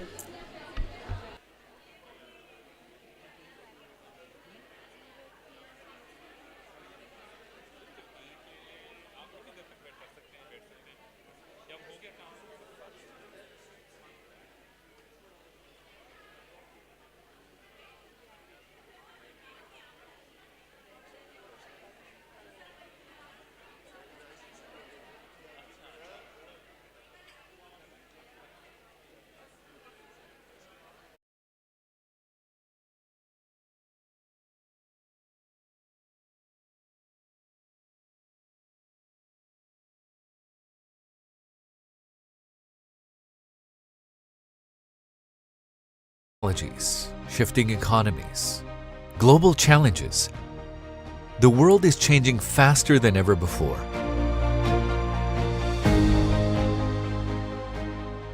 As disruption becomes the new normal,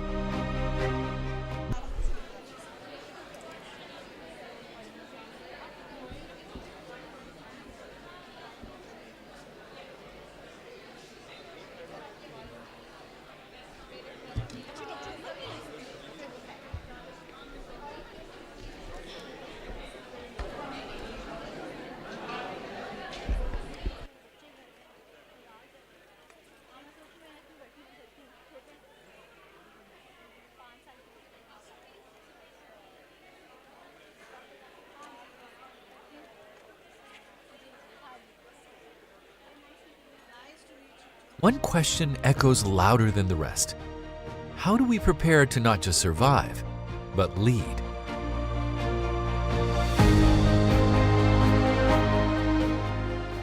At the crossroads of tradition and innovation stands Bahria University. Born at the dawn of the 21st century, BU emerged as a global center of knowledge and creativity. Guided by purpose and driven by a spirit of excellence, our journey has expanded into new horizons. What began as a simple campus has evolved into a vibrant network of campuses and allied institutes across Karachi, Lahore, and the capital, Islamabad, shaping the leaders and innovators of tomorrow. What sets Bahria apart is its unique approach, where demand-driven accredited programs in diverse fields come together under one roof. From engineering and applied sciences to artificial intelligence, business, and social sciences, BU's academic spectrum is both broad and dynamic. It further extends into specialized disciplines such as earth and environmental sciences. It's experienced.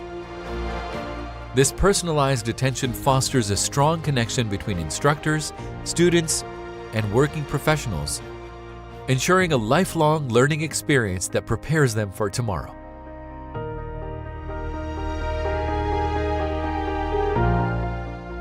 BU's support stands beside dreams, with our scholarship programs opening doors for students to enriching and intellectually stimulating conference, we take a moment to reflect on the insightful discussions, the meaningful exchanges, and collaborative spirits that have defined today's conference.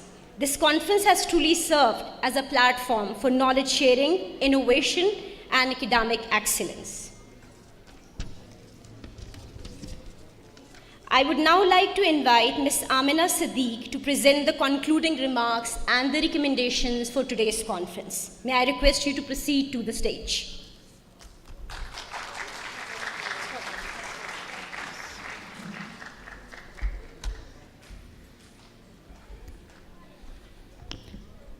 Distinguished speakers, respected organizers, and fellow scholars, Assalamu alaikum. As we conclude this conference, it is evident that it has been a meaningful platform for intellectual exchange and interdisciplinary collaboration. Based on our discussions, I would like to highlight a few key recommendations. First, there is a strong need to develop localized and multilingual corpora, especially for under-resourced languages. Collaborative and open access initiatives should be prioritized to preserve linguistic diversity. Secondly, while artificial intelligence has expanded research possibilities, its use must remain ethical and responsible, with clear guidelines addressing bias, transparency, and academic integrity. Third, the importance of corpus-informed pedagogy cannot be overlooked.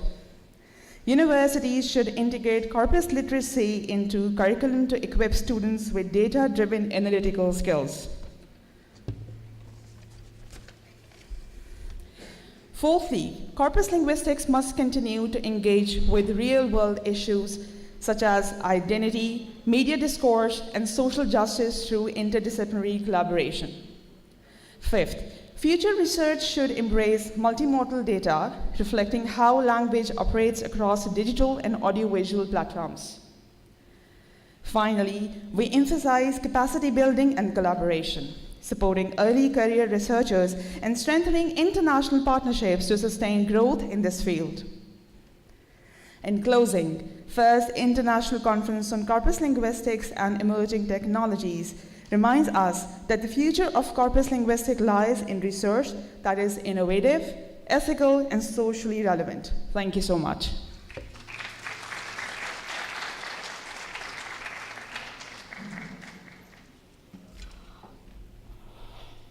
Thank you, Ms. Amina, for your valuable insights and reflections. It's now my honor to invite the Principal, Humanities and Social Sciences, Professor Dr. Adam Saud, to deliver the vote of thanks. May I request you to kindly join us on podium.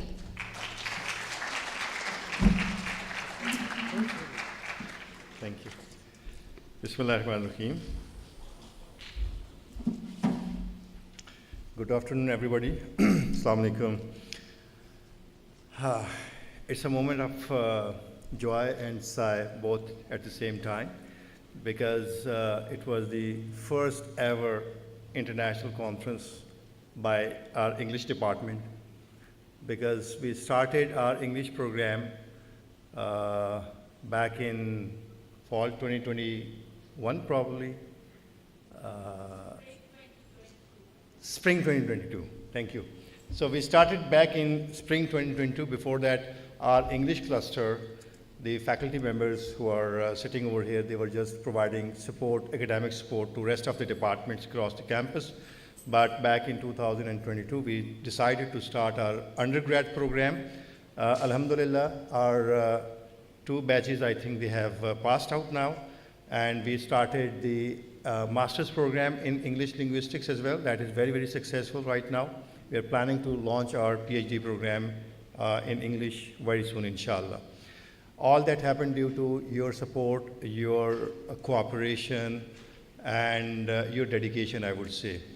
And all the faculty members, they have contributed a lot. And I must appreciate everyone who had been part and parcel of this international conference. Obviously led by Dr. Tehseen Zara, but obviously, you know, it was a teamwork.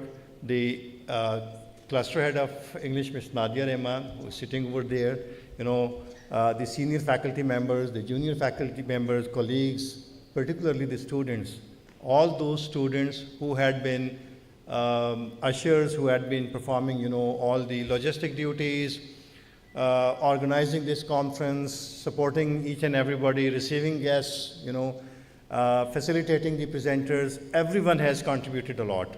And I think a lot of appreciations must go to the team.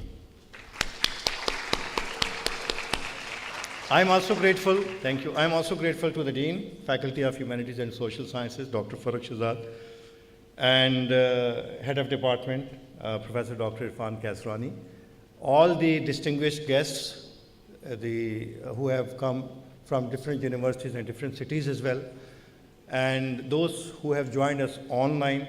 So, you know, sirs, mans, it wasn't possible without your support as well. Thank you very much for your support. Thank you very much for being part and parcel of us. I am extremely grateful to Ms. Catherine Jack. You know, it is said that you have asked somebody, like in Urdu language we call it iyara unat, you know.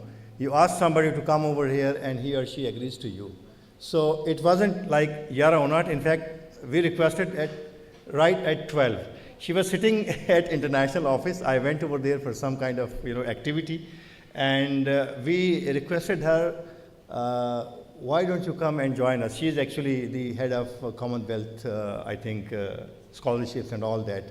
And she was generous enough to accept my invitation, and she has graced the occasion as a chief guest of the closing ceremony. I'm also grateful and thankful to you as well.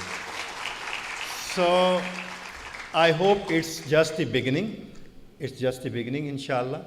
And we hope, and we are planning, we had been in discussion with the top management of the university to gradually establish our School of Linguistics, most probably. Not only the English language, but we are going to establish, you know, School of Linguistics where maybe, you know, other languages, they're also going to be launched. One more thing I want to appraise to this august audience is that we have language certification courses. We are offering 7 languages to the students of Bahria University, as well as all the people who can come over and, you know, they can get enrolled into 7 languages which we are offering right now. One more thing, we have embedded all those 7, now 8 languages. I think Italian, we have also included Italian language. Yeah. So 8 languages as mandatory in our all undergrad program. So out of 8 languages, every student has to take 1 language. So besides English and Urdu, they should be, you know, learning the 3rd language as an international language. So this is what we are thinking, and we are practically manifesting the idea. So again, I think it was a great event. No doubt, you know, one of the best conferences we had, at least at the social sciences faculty over the period of time. And again, I congratulate all the team, all the people who had been involved into it, from, you know, the lowest level to the highest level, everybody, you know, the students particularly, all the people who had been involved. I'm really grateful to you. Thank you very much. Good luck.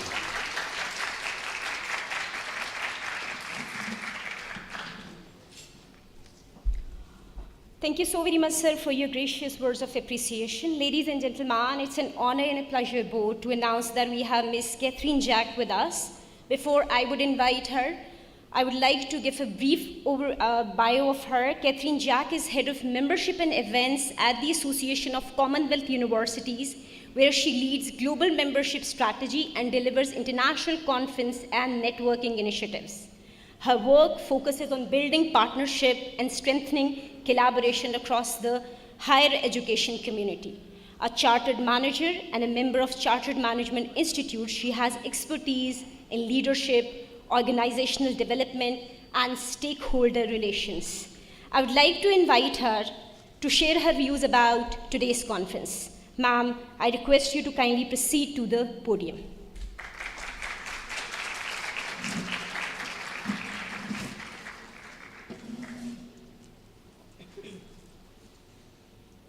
Thank you very much. What a lovely introduction.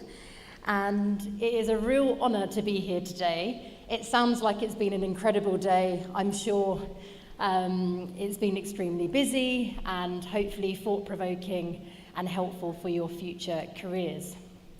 So I've worked at the ACU, which is the Association of Commonwealth Universities, for about 2.5 years now. But my profession is working in membership, so I've worked at several different membership bodies in the UK, and I'm really pleased with my role at the moment because I'm not just head of membership and events, but I've recently taken on an engagement lead role for Pakistan. So this is my 8th day in Pakistan. I've never been to the country before. I've had a very pleasant experience, very warm reception. Just like today, this demonstrates how warm I've been received and all the opportunities that I've had this week to engage with students like yourself.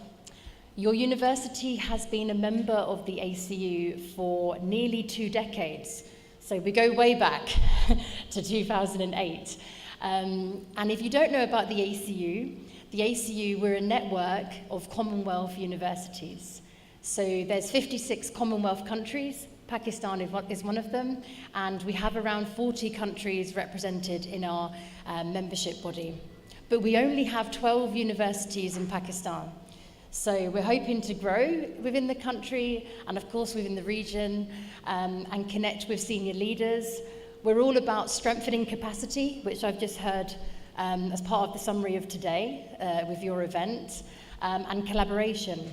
So we encourage our members to collaborate with each other from international offices, global engagement, ORIC offices, down to the registrar or people that work in HR, anyone who's doing research. So we have a supporting research community with all of our members across the world. So it's a real honor to be here today. Sorry, I've not got many words planned. It's a bit of an impromptu speech. But what I will say is when you're thinking about your future career, think about all the opportunities that you have at your hands at the moment. So what opportunity do you have in front of you? And do take a look at our website, acu.ac.uk, because Bahria University is a member, has been a member since the late noughties. So please do make use of the opportunities that you see on there. From various funding opportunities to the faculty that are in the room, we have also opportunities for you.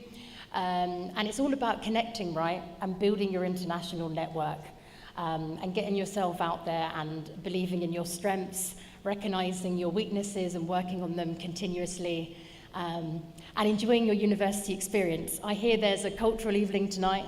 I hope that everyone has a grand time. Happy to keep in touch with anyone, but just to say it's a real honor to be here. So thank you.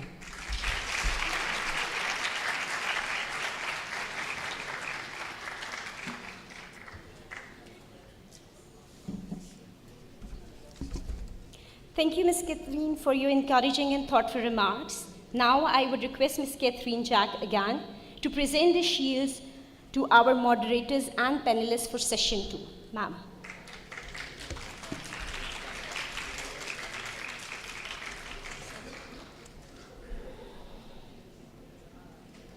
our moderator for session 2, I would like to invite Dr. Akifa Imtiaz. Would you please proceed to the stage to receive your shield?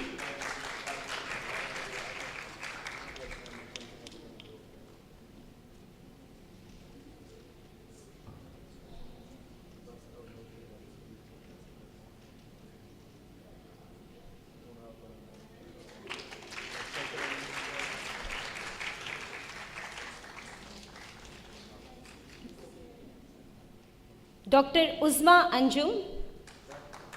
Dr. Uzma Anjum has been one of the panelists in session 2. Please proceed to the stage.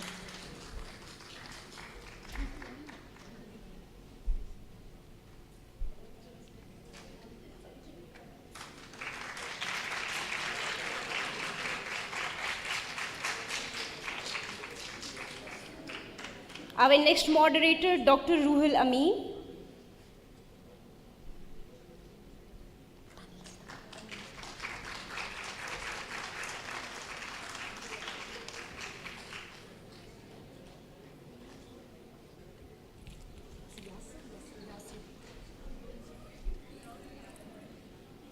Now I request Dr. Yasir Hussain to please proceed to the stage to receive the shield.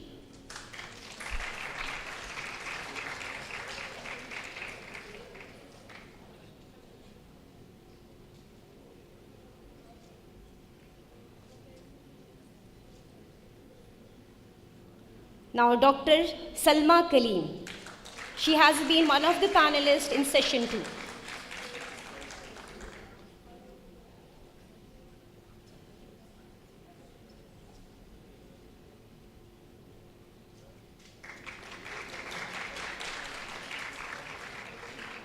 Now Dean Dr. Farooq Shehzad, Dean Humanities and Social Sciences, Dr. Farooq Shehzad is requested to receive his shield.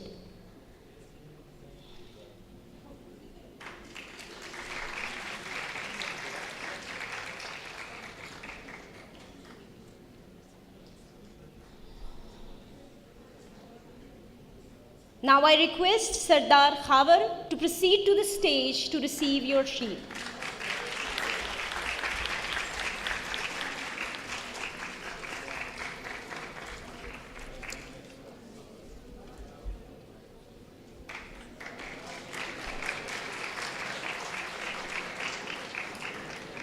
Thank you so very much. I request Dr. Adam to please stay with our guest of honor. Now, Dr. Kamal. Why? Dr. Kamal Khan open hai na?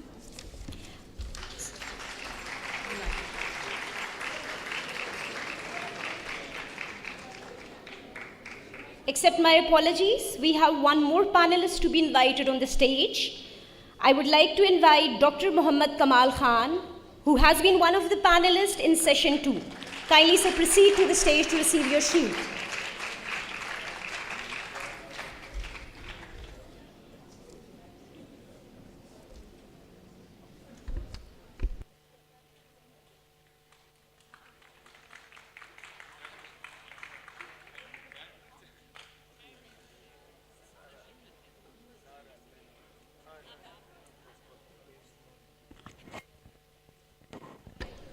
Thank you so very much, all our worthy guests, our chief guest, and along with them, Dean, Dr. Farooq, and the representative from International Office are requested to stay seated. We have got an interesting video package to be played for all of you. It will only be for 2 minutes. Okay.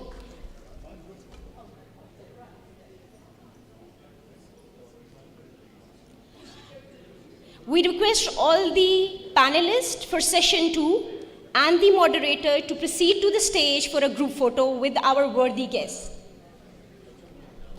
All the ushers are also requested to join the honorable guest and our team members on the stage.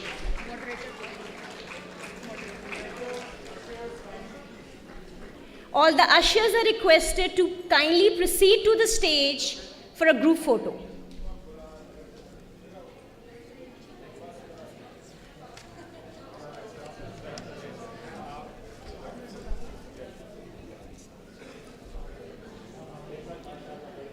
I also request English faculty members All the faculty members present here to kindly join us on the stage for a group photo.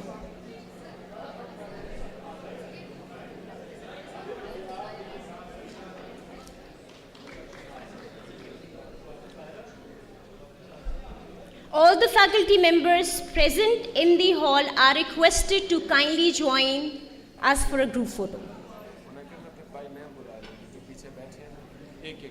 Okay, those faculty members sitting at the back are requested to join us for a group photo.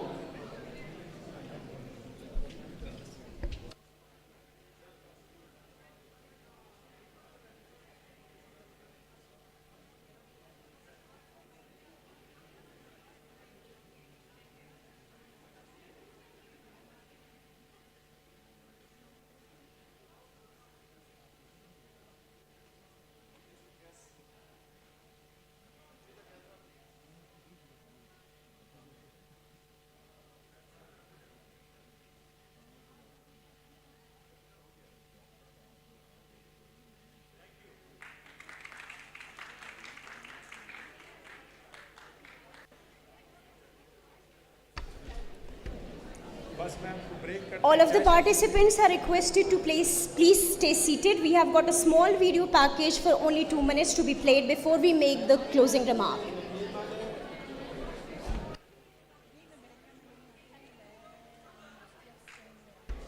Thank you very much, everybody. बहुत शुक्रिया आप सब लोगों का. Best of luck. Thank you very much. And enjoy the cultural evening.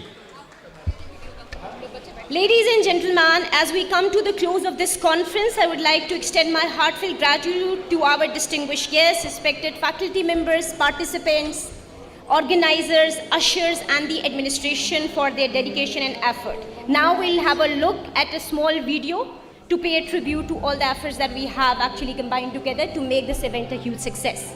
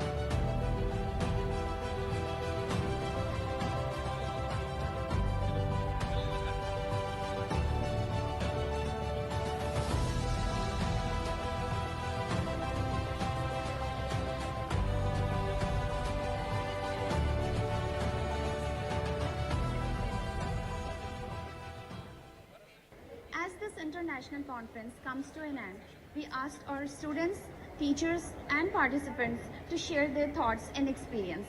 Let's hear something from them. Assalamu alaikum, Dr. Tehseen Zahra here, focal person of the conference Corpus Linguistics and Emerging Technologies.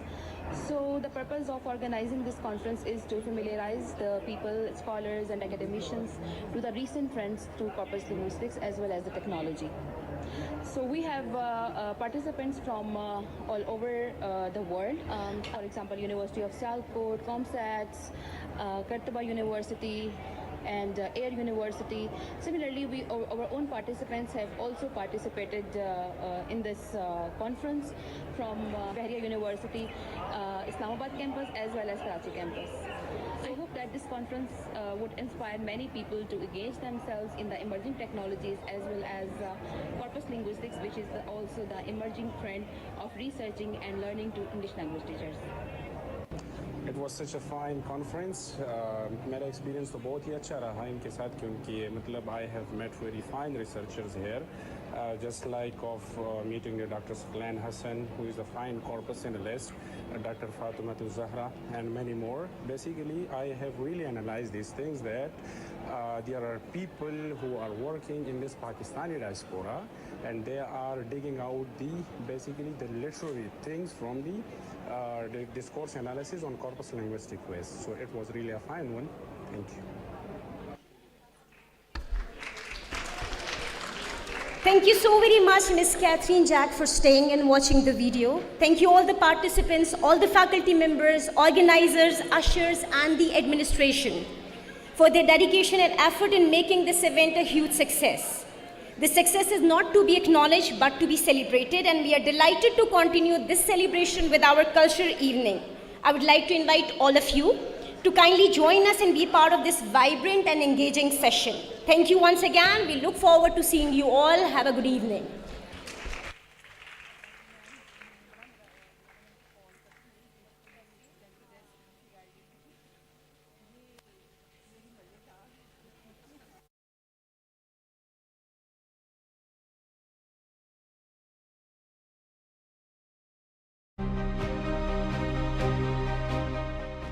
At Bahria, innovation is a way of life. Here, ideas grow, partnerships built, and breakthroughs